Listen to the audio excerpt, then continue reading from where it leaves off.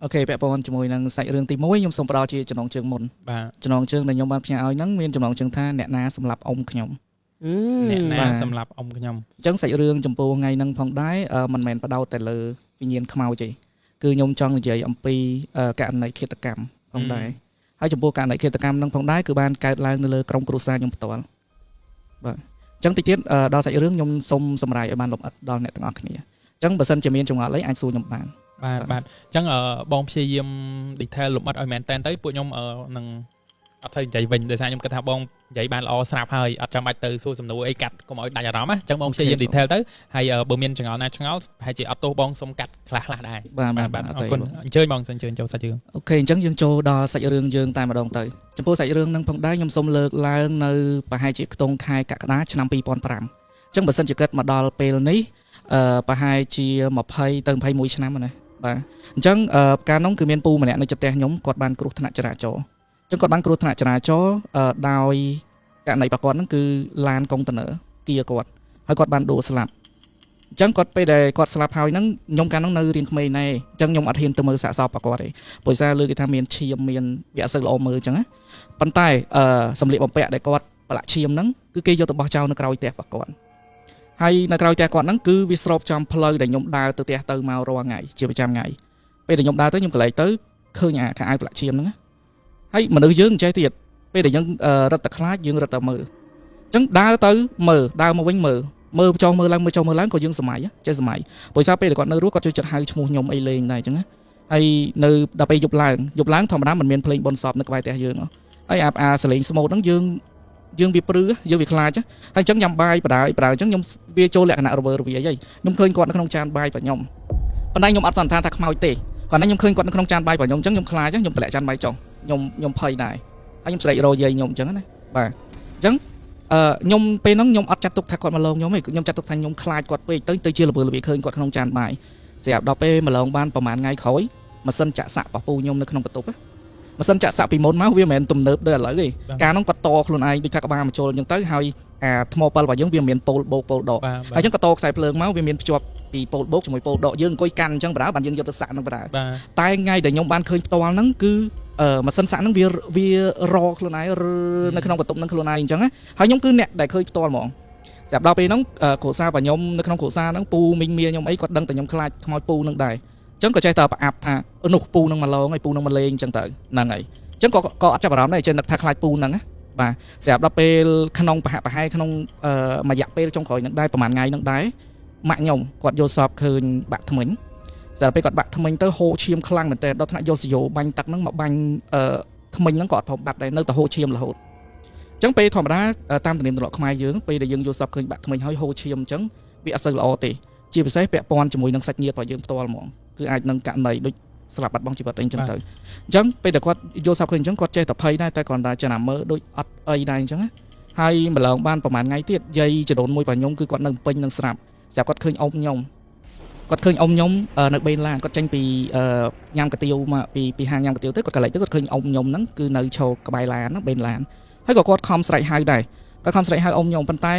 ពេលដែលឡានជិះកាត់អញ្ចឹងទៅបាត់គាត់ដល់ពេលបាត់គាត់ទៅគាត់ក៏ឆ្ងល់ដែរពួកអ៊ំខ្ញុំគាត់នៅស្រែទេហើយហេតុអីបានគាត់ឃើញអ៊ំខ្ញុំហ្នឹងនៅពេញ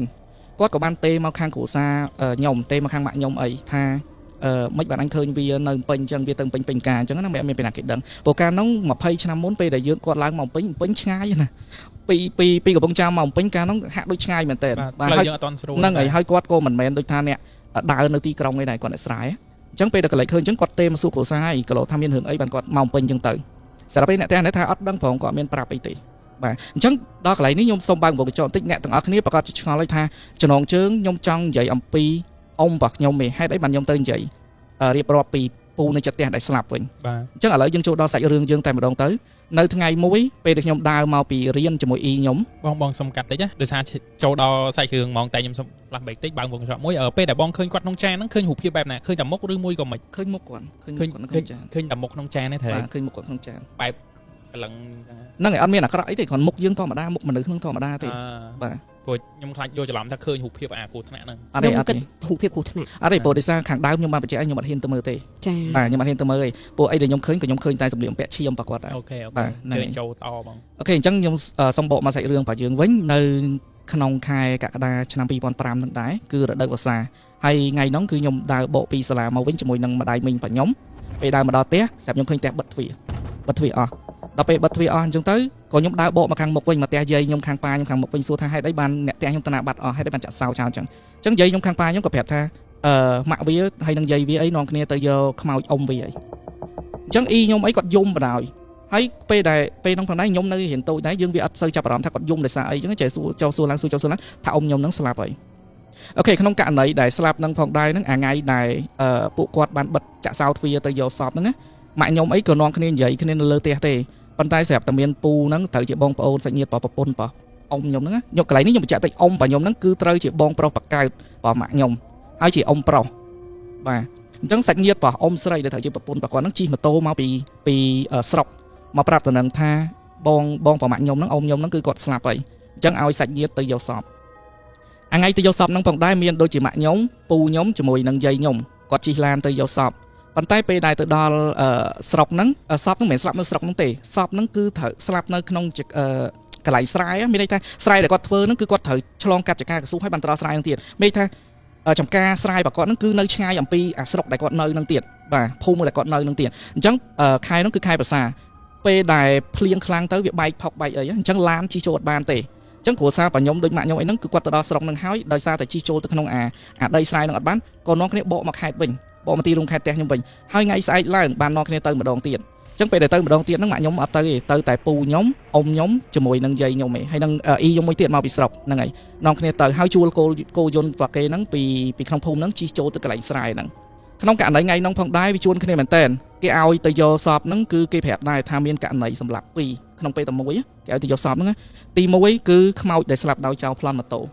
គេស្លាប់ហើយគេដាក់ខ្មោចហ្នឹងនៅចការកស៊ូចោលហើយនឹងសាកសពមួយទៀតហ្នឹងគឺអ៊ំខ្ញុំផ្ទាល់ដែលគាត់ត្រូវបានគេស្លាប់ហើយគេរុញគាត់រុកគាត់ចូលទៅក្នុងរណ្ដៅធម្មតាដើមឈើធំពេលដែលដើមឈើហ្នឹងលើងទៅវាមានរុនតែដើមធំអញ្ចឹងពេលដែលគេស្លាប់គាត់ហើយគឺគេរុញក្បាលគាត់ចូលទៅក្នុងហ្នឹងអញ្ចឹងសភាពសាកសពដែលយាយខ្ញុំបានទៅយកហ្នឹងគឺក្បាលគាត់បត់បាក់កហ្នឹងហើយបត់បាក់កហ្មងរុកចូលទៅក្នុងហ្នឹងហើយបងឯងស្គាល់ដើមកធៀងខែទេស្គាល់ដើមកធៀងខែដែលគេយកមកចងធ្វើបោកផ្ទះហ្នឹងគឺពេលហ្នឹងគឺគាត់ពួកឃាតករហ្នឹងយកដើមកធៀងខែហ្នឹងខោពីលើសាកសពហ្នឹងប៉ុន្តែសាកសពរបស់អ៊ំខ្ញុំហ្នឹងគឺជើងចូលទៅក្នុងដៅហ្នឹងមួយជាមួយខ្លួនទាំងអស់ហើយនឹងជើងមួយទៀតកងនៅមាត់ដៅរបៀប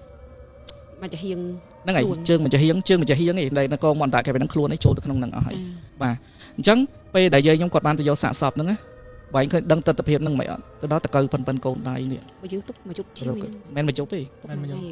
េកន្លះខែហើយហ៎អូហ្នឹងសោះហើយបាទអញ្ចឹងអត់ស្បាយទេទៅយកហ្នឹងគឺនៅសល់តែក្រងឆ្អឹងទេអញ្ចឹងនៅសល់បើសាច់វិញនៅសល់តែប្រអប់ជើងឯងពេលដែលទៅយកហ្នឹងគឺនៅសល់តែក្រងឆ្អឹងឯងបាទហើយពេលដែលទៅយកហ្នឹងផងដែរកន្លែងហ្នឹងខ្ញុំសូមបញ្ជាក់ថយក្រោយបន្តិចដែលខ្ញុំបាននិយាយតាក់ទងជាមួយនឹងពូមួយដែលស្លាប់នៅជិតផ្ទះខ្ញុំហ្នឹងពេលដែលយើងឃើញម៉ាស៊ីនចាក់សាក់ហ្នឹងយើងឃើញរហើយអ្នកផ្ទះខ្ញុំចេះនាំគ្នាថាមកប្រអាប់ខ្ញុំថាពូនឹងមកលេងម៉ាស៊ីនចាក់សាក់តែដែលធៀបពិតទៅគឺអ៊ំខ្ញុំទេតែមកលេងម៉ាស៊ីនចាក់សាក់ហ្នឹងតែម្ចាស់ម៉ាស៊ីនហ្នឹងមិនម្ចាស់ទេម៉ាស៊ីនហ្នឹងប្អូនគាត់តែគាត់ជាមនុស្សដែលចូលចិត្តចាក់សាក់ដែរចាបាទអញ្ចឹងគឺឯងសន្និដ្ឋានបានថាខ្មោចដែលមកកាន់ម៉ាស៊ីនហ្នឹងគឺអ៊ំខ្ញុំទេមិនមែនពូមួយនៅចិត្តផ្ទះហ្នឹងទេបាទអញ្ចឹងបានខ្ញុំសម្រាប់សាច់រឿងមកពីដំបូងដើម្បីឲ្យអ្នកទាំងអស់គ្នាបានយល់បាទអញ្ចឹងអូខេងាកទៅកន្លែងយកខ្មោចវិញពេលដែលទៅដល់យកខ្មោចហ្នឹងពូខ្ញុំត្រូវជាប្អូននៃសពហ្នឹងគាត់បានទាញក្រងឆ្អឹងនឹងឡើងមកហ្នឹងគឺអាឡ័យសាច់អស់ហើយនៅសល់តែឆ្អឹងហ្មងហើយឆ្អឹងហ្នឹងក៏ដាច់ពីគ្នាដែរនៅសល់តែតកៅវានៅហ្នឹងអញ្ចឹងបើតាមគេសន្និដ្ឋានគេធ្វើកសលវិច័យជាមួយមេប៉ោះអីនៅហ្នឹងគេអាចសន្និដ្ឋានបានថាខ្មោចហ្នឹងគឺត្រូវបានគេសម្លាប់រហូតមកដល់ពេលដែលទៅយកសាកសពហ្នឹងគឺរយៈពេលកន្លះខែហើយចុះកៅអៅនៅហ្នឹងហើយមេប៉ោះក៏បានប្រកាសផងដែរសម្រាប់អ្នកភូមិនៅកន្លែងហ្នឹងដែលបានបាត់សាច់ញាតិអីអញ្ចឹងអាចទៅត្រួតពិនិត្យសពហ្នឹងបានបើសិនជាស្គាល់ច្បាស់ថាសពហ្នឹងពិតជាសពរបស់សាច់ញាតិរបស់ខ្លួនឯងជាប្តីខ្លួនឯងជាកូនរបស់ខ្លួនឯងអាចមកយកសាកសពហ្នឹងយកទៅធ្វើបុណ្យបានតែដល់ពេលអីអ្នកភូមិគេតម្រង់ជួលគ្នាគេមើលអីគេអត់ស្គាល់អីអត់អញ្ចឹងណាតែដល់ពេលយាយខ្ញុំគាត់ចំណាំថ្មិញជាមួយនឹងប្រអប់ជើងកូនគាត់អញ្ចឹងគាត់ដឹងតែកូនរបស់គាត់ហើយអញ្ចឹងពេលដែលទាញតកងទាញចូលមកហ្នឹងយាយខ្ញុំគាត់បានទិញក្តារទិញអីយកមកដាក់អញ្ចឹងណាហើយពូខ្ញុំដែលទៅលើកឆ្អឹងនឹងដាក់មកហ្នឹងរៀបដាក់ចូលក្នុងកណ្ដាលហើយគាត់ដោះអាវរបស់គាត់ហ្នឹងដើម្បីគ្របឆ្អឹងឲ្យបងអញ្ចឹងហើយបន្តមកគេមុនលោកមុនអីសោតមុនអីតាមហ្នឹងអញ្ចឹងទៅហើយបូជានៅកន្លែងហ្នឹងហ្មងអញ្ចឹងពេលដែលបូជាហើយពីថ្ងៃហ្នឹងក៏គេដឹកយកធាតុហ្នឹងមកភូមិវិញ ដឹកធានហ្នឹងមកក្នុងភូមិវិញបាទហើយអីដែលឃើញកសោវិច័យដែលឃើញហ្នឹងប្រពន្ធប្រសពហ្នឹងគឺគាត់បានឃើញដែរគាត់ថាអាវពណ៌ហ្នឹងអីហ្នឹងគឺគាត់ចំណាំថាអាវរបស់ប្តីគាត់ពួកអាវហ្នឹងគឺអាវដែលគាត់បានរៀបឲ្យប្តីគាត់អញ្ចឹង តែពេលហ្នឹងកសោវិច័យនៅកន្លែងរកឃើញសាកសពហ្នឹងហ្មងឬមួយក៏គេយកមកអស់មកយកមកពេទ្យកសោវិច័យ នៅកន្លែងហ្នឹងហ្មងនៅកន្លែងហ្នឹងហ្មង ចឹងបានន័យថារកឃើញភ្លាមគេកសោវិច័យហើយគេអូខេអស់ហើយបានគេអញ្ញាដល់យើងចាប់ដើមមើលឆ្អឹងយកមកបូជា បាទហ្នឹងហើយអញ្ចឹងពេលដល់បូជាអីហើយគឺនាំគ្នាលើកយកធាតុហ្នឹងមកភូមិមកស្រុកហ្នឹងវិញអញ្ចឹងឥឡូវដល់វគ្គដែលឡងហើយបាទខាងមុខកំបាញ់មិញខ្ញុំបានរៀបរាប់ហ្នឹងគឺក្នុងករណីដែលឃាតកម្មដែលគាត់ត្រូវបានសម្លាប់ហ្នឹងឯងសូមនិយាយបកបន្តិចអាពាក់ព័ន្ធជាមួយនឹងឃាតកម្មហ្នឹងផងដែរប្រពន្ធហ្នឹងគាត់បានឃើញអាវរបស់ប្តីហ្នឹងឯងប៉ុន្តែពេលដែលយើងទៅមើលអាវហ្នឹងណាអាវហ្នឹងគឺមានតាំងពីស្នាមកន្ទាវផងស្នាមកបាត់ផងអីផង អូសោះពេញហើយ សោះពេញហ្នឹងហើយដល់ពេលស្បែកជើងផ្ទាត់របស់គាត់វិញមកចាហៀងខាងនំចាហៀងហ្នឹងមានអារម្មណ៍ថាសញ្ញាដូចជាបតៃបតប់គ្នាហើយយាយខ្ញុំផ្ទាល់ម្ដាយរបស់គាត់ហ្នឹងក៏បាននិយាយដែរថាបើតាមកម្លាំងមួយទល់មួយប្រហែលជាមិននេះទេអញ្ចឹងក្នុងហ្នឹងអាចនឹងមានគ្នាច្រើនដែរបាទ ពួកកន្លះខែស្នាមជើងអីវាអាលុបបាត់អស់ហើយ បាទហ្នឹងហើយណាមួយត្រូវពេលហ្នឹងខែភ្លៀង ហ្នឹងហើយ អូខេអញ្ចឹងនិយាយដល់ពេលដែលគាត់បកមកភូមិវិញពេលដែលគាត់បកមកដល់ភូមិហ្នឹងយប់ឡើងបានធ្វើទុកយប់ឡើងគាត់មកដល់ភូមិហ្នឹងគឺឆ្កែព្រុសឆ្កែលូមែនតើដូចថាខុសពីធម្មតា ពេលដែលរកឃើញហើយហ្នឹង ហ្នឹងហើយរកឃើញហើយគាត់បូជានៅកន្លែងព្រៃហ្នឹងហើយអញ្ចឹងពេលដែលបូជាហើយគាត់ត្រូវយកធាតុហ្នឹងមកភូមិវិញបាទឆ្កែព្រុសឆ្កែលូខ្លាំងមែនតើហើយដល់អាយុថ្ងៃដែលទៅដេកអាថ្ងៃបូជាសពហ្នឹងដេកនៅលើផ្ទះហ្នឹងយាយខ្ញុំគាត់យកសពឃើញថាអ៊ំខ្ញុំគាត់មកក៏ដើរមកអាហ្នឹងគឺក្នុងយកសពទេដល់ពេលក៏ដើរមកទៅថាឆ្កែខាំជើងគាត់ដល់ពេលឆ្កែខាំជើងគាត់កក់ក្នុងយកសពហ្នឹងគាត់ក៏បានប្រាប់ឲ្យអ៊ីខ្ញុំថាទៅពីបាយកបិទជើងឲ្យបងផងបងឆ្កែខាំអីគាត់គ្រាន់តែយកសពអញ្ចឹងហើយគាត់ដឹងខ្លួនឡើងលេងឆ្កែហ្នឹងលេងព្រុសដូចថាព្រុសស្រែកនៅលើអាកម្មចដៅហ្នឹងហ្មងដូចថាគាត់ព្រឺឆ្អឹងក្នុងគាត់ខ្លាចអញ្ចឹងព្រោះសលេងឆ្កែលូផងហើយដល់ពេលបើកភ្នែកដឹងខ្លួនឡើងឆ្កែវាហក់នៅចដៅហ្នឹងដែរអញ្ចឹងអាចដឹងថាគាត់ច្បាស់ណាស់គាត់មកដល់ចដៅផ្ទះហ្នឹងអញ្ចឹងបាទហើយដល់ពេលពូខ្ញុំមួយទៀតពូបើគេហ្នឹងដែលបងអូនម៉ាក់ខ្ញុំដែលបើគេហ្នឹងគាត់នៅតូចដែរគាត់អាយុប្រហែលខ្ញុំទេដល់ហើយគាត់ថាស្រែកថាស្អុយព្រោះពេលហ្នឹងគាត់ស្អុយកម្រងខ្មោចហ្នឹងគាត់ស្រែកថាម៉ែមិនស្អុយម៉ែហើយយាយខ្ញុំគាត់អើតមើលទៅក្រោមអាលៀបក្រោមផ្ទះអ៊ំគាត់ឈរនៅក្បែរគោ ហាអ៊ំដែលស្លាប់ហ្នឹង បាទគាត់ឈរនៅខាងក្រោមដល់ពេលឈរខាងក្រោមគាត់ក៏ឡែកឃើញទៅគាត់កុំឲ្យកូនគាត់ខ្លាចអញ្ចឹងគាត់ប្រាប់ថាស្អុយផោងគោស្អុយអាចគោអីទេបាទគាត់និយាយប្រឡប់អញ្ចឹងណាបាទហើយពូមួយទៀតពូខ្ញុំដែរគាត់ដោះអាវតកងឆ្អឹងបងគាត់ហ្នឹងគាត់អត់សូវចេះខ្លាចខ្មោចទេដល់ពេលអាល្ងាចឡើងហ្នឹងពេលល្ងាចឡើងគាត់មិនត្រូវទៅមុជទឹកដល់ពេលទៅមុជទឹកនៅដងស្រាប់លេងគ្រាន់តែគាត់ឈរមុជទឹកអញ្ចឹងគាត់ដងទឹកចាក់មកឈូកើតលេចជើងត្បូងអញ្ចឹងគាត់ចាក់បានតែ4សូឯព្រោះដូចស្អីមកគៀកគាត់ទៅវាវឹបមកគៀកគាត់ទៅគាត់តម្លាក់អាសូនចូលទៅក្នុងដងគាត់ប្រុចគាត់មកផ្ទះវិញហ្មងដល់ពេលយប់ឡើងគាត់ដេកគាត់មានពាក់អាវណាគាត់ថមមកដល់តិចឆ្អឹងខ្នងហ្មងមកសឹបនៅពីក្រោយខ្នងគាត់ណាតិចឆ្អឹងខ្នងហ្មងហើយបើអ៊ំខ្ញុំវិញបន្ទាប់អ៊ំមួយដែលស្លាប់ហ្នឹងគាត់ថាគាត់ទៅបាត់ជើងតូចរុញដើមចេកបន្ទួលនៅពីមុខគាត់អញ្ចឹងហ្មងបាទ អត់មានខ្យល់អី អត់មានទេរុញដើមចេកបន្ទួលនៅពីមុខគាត់ហ្មងហើយអាទាំងអស់ហ្នឹងដែលខ្ញុំរៀបរាប់ហ្នឹងគឺខ្ញុំអត់បានទៅដល់ទីតាំងហ្នឹងទេម៉ាក់ខ្ញុំក៏បានទៅដែរព្រោះម៉ាក់ខ្ញុំទៅហើយគាត់ត្រឡប់មកវិញមួយថ្ងៃហ្នឹងតោះស្អីឡើងគេទៅទៀតសាច់រឿងទាំងអស់ហ្នឹងខ្ញុំប្រមូលបានពីអ៊ំខ្ញុំយាយខ្ញុំពូខ្ញុំដែលគាត់ឃើញចាក់ស្ដែងតែប្រាប់ទេអូខេឥឡូវដកបកមកខ្ញុំវិញដែលខ្ញុំនៅទីរំខេត្តនេះវិញទាំងដែលខ្ញុំអត់បានទៅសោះហ្នឹងសាច់ញាតិទាំងអស់មិនថាយាយខ្ញុំមិនថាអ៊ំខ្ញុំពូខ្ញុំអីទាំងអស់គាត់ថាអត់ដែរខ្លាចខ្មោចពីណាដល់ខ្លាចបងខ្លួនឯងគាត់ឲ្យខ្លាចហ្មងហើយផ្ទះខ្ញុំកាលមុនវិញជាប្រភេទផ្ទះឈើមានអានៀបហើយយើងពីក្មេងមកយើងខ្លាចខ្លាំងមកវឹកហ្នឹងខ្លាចមែនតើខ្លាចដូចយើងមើលរឿងខ្មោចថាឡងពេញភូមិអញ្ចឹងខ្លាចសឹងថាឈឺនោមពេលយប់អីយើងអត់ហ៊ានក្រោកនោមហើយខ្ញុំនោមដាក់តាមប្រឡោះអានៀបពេលនៅក្មេងដល់ពេលនោមដាក់តាមប្រឡោះអានៀបហើយយើងដូចថាយើងចេះចង់ដឹងលឺអញ្ចឹងក៏អើតមើលទៅតាមប្រឡោះអានៀបទៀតមើលបាទហៅមើលតាមប្រឡោះអានៀបហ្នឹងទៀតគាត់ក៏ដេកយោងរឹងនៅក្រោមផ្ទះហ្នឹងមើលមកខ្ញុំឡើងអញ្ចឹងកន្លែងមើលមកខ្ញុំអញ្ចឹងហ្មងហើយមកយប់2ដងអាខ្ញុំនឹងសាច់ខំដែរដូចថាចង់ដឹងដែរអានោមលើកទី1ហ្នឹងពេលឃើញអញ្ចឹងហើយប្រាក់ខ្លួនមកដេកវិញដេកលក់ហើយមើលអាចិត្តភ្លឺហ្នឹងចង់ដឹងថាគាត់នៅអត់អើមើលទៅក្រោមម្ដងទៀតគាត់នៅដេកមើលមកខ្ញុំយោងរឹងមើលមកខ្ញុំអញ្ចឹងដងទៀតអញ្ចឹងមកយប់ហ្នឹងខ្ញុំឃើញ2ដងបាទតែក្នុងរូបរាងបែបណាដែរពេលបងឃើញអត់អាក្រក់ទេរូបរាងមនុស្សយើងឯងដូចកាពេលនៅហួរដែរបាទប៉ុន្តែខ្លាចចុះយើងដឹងថាគាត់ស្លាប់ហ៎បាទរូបរាងជាមនុស្សប៉ុន្តែគាត់មកគឺឲ្យខ្លាចមកទាំងព្រឺសបល់មកទាំងព្រឺឆ្អឹងខ្នងហើយគាត់ស្លាប់បានមួយរយៈទៅកូនរបស់គាត់មកលេងផ្ទះខ្ញុំដល់ពេលកូនគាត់មកលេងផ្ទះខ្ញុំកូនគាត់ឲ្យប៉ុណ្ណាដែរបងកូនគាត់នៅទូចដែរប៉ុនមួយថ្ងៃដែរអត់ទេក្មេងទូចហ្មងអាយុ5-6ឆ្នាំទេកាលនោះអញ្ចឹងមកលេងផ្ទះខ្ញុំដល់ពេលមកលេងផ្ទះខ្ញុំទៅឲ្យគាត់ដេកនៅក្នុងបន្ទប់ជាមួយអ៊ីខ្ញុំស្រាប់ពេលអ៊ីខ្ញុំគាត់ថាគាត់ក្រោកទៅបត់ជើងតូចអ៊ំខ្ញុំនឹងមកឈរក្តក់នៅពីក្រោមផ្ទះវាថាគាត់មកតាមកូនគាត់ណាដល់មិនគាត់មកឈរក្តក់ហ្នឹងហើយ មកឈោកដកនៅគៀនផ្ទះហ្នឹងហ្មងហើយកដាត្រៀតក៏មកឈោកដកហើយទៅដូចរបៀបយាមកូនគាត់អញ្ចឹងណាបាទហើយបើពូខ្ញុំមួយទៀតដែលជាម្ចាស់អាម៉ាស៊ីនចាក់សាក់ហ្នឹងវិញគាត់ថាដេកតតែយកកម្មាចងភ្នែកព្រោះដោយសារអីបើនិយាយពីរឿងបងប្អូនវិញអ៊ំខ្ញុំដែលស្លាប់ជាមួយនឹងពូដែលជាម្ចាស់ម៉ាស៊ីនចាក់សាក់ហ្នឹងគឺដូចគ្នាហ្មងទាំងរូបរាងចរិតលក្ខណៈអីចឹងណាគាត់ដូចគ្នាហើយដល់ពេលអ៊ំខ្ញុំនឹងស្លាប់ទៅគាត់ថាពេលដែលគាត់ដេកអញ្ចឹងទៅមកអង្គុយនៅចុងជើងគាត់រាល់យប់ហ្មងហើយគាត់បើកភ្នែកឡើងគាត់ព្យាយាមបិទភ្នែកមិនគាត់ក៏អត់កើតដែរគាត់ដេកសិតចងកម្មាគាត់យកកម្មាចងភ្នែកគាត់ដេករាប់ខែម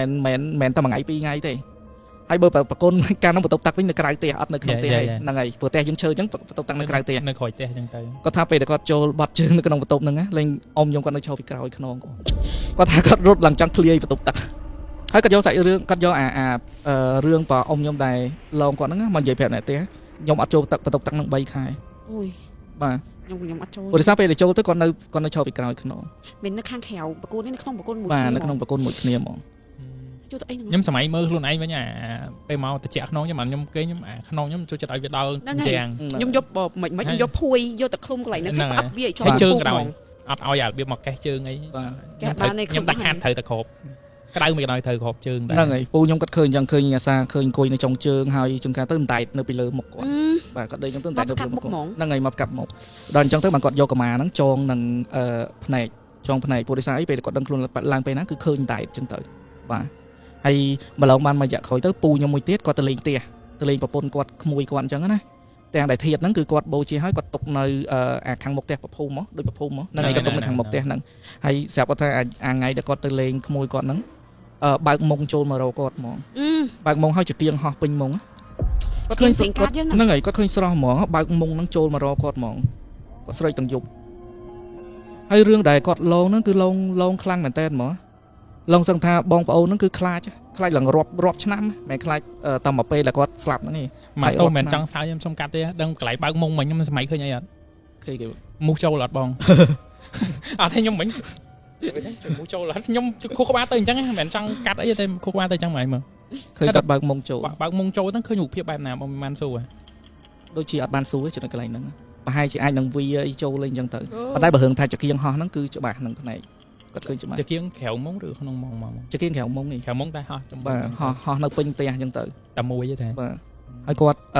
់បើកមុងចូលទៅរកពូខ្ញុំអញ្ចឹងបាទហើយដល់ពេលមួយរយៈក្រោយមកទៅពួកយើងចេះធ្វើបុណ្យឧទ្ទិសកុសលឲ្យគាត់អញ្ចឹងណាព្រោះដោយសារអីពេលយើងធ្វើបុណ្យហ្នឹងយើងប្រាប់គាត់ដែរថា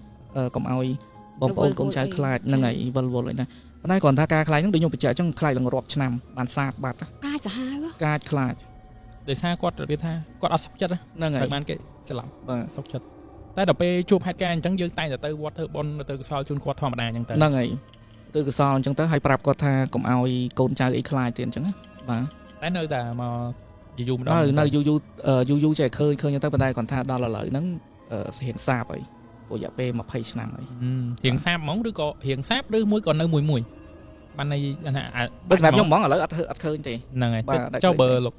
ពូមីងអ៊ំអីគាត់ដូចជាអត់ដែរបាននិយាយដែរអញ្ចឹងខ្ញុំគិតថាសាបអីប្រហែលជាលេងអីហើយបាទលេងអីគាត់ទៅចាប់កណាត់អីចឹងហ្នឹងហើយបងបើខ្ញុំចាប់អារម្មណ៍ទៅករណីហ្នឹងដូចជាករណីឃាតកម្មត្រូវឯងបងអញ្ចឹងបត់ត្រឡប់ទៅវិញខាងគ្រួសារបងមានបានសើបរថារឿងហ្នឹងមកពីបញ្ហាអីបានមានដល់ឆ្លងដល់ឋានៈការឃាតកម្មហ្នឹងអត់តាមពិតទៅនិយាយដោយស្មោះត្រង់ទៅករណីឃាតកម្មហ្នឹងផងដែរបើរាប់តាំងពីឆ្នាំ2005រហូតមកដល់ឥឡូវវាចូល20ឆ្នាំហើយអញ្ចឹង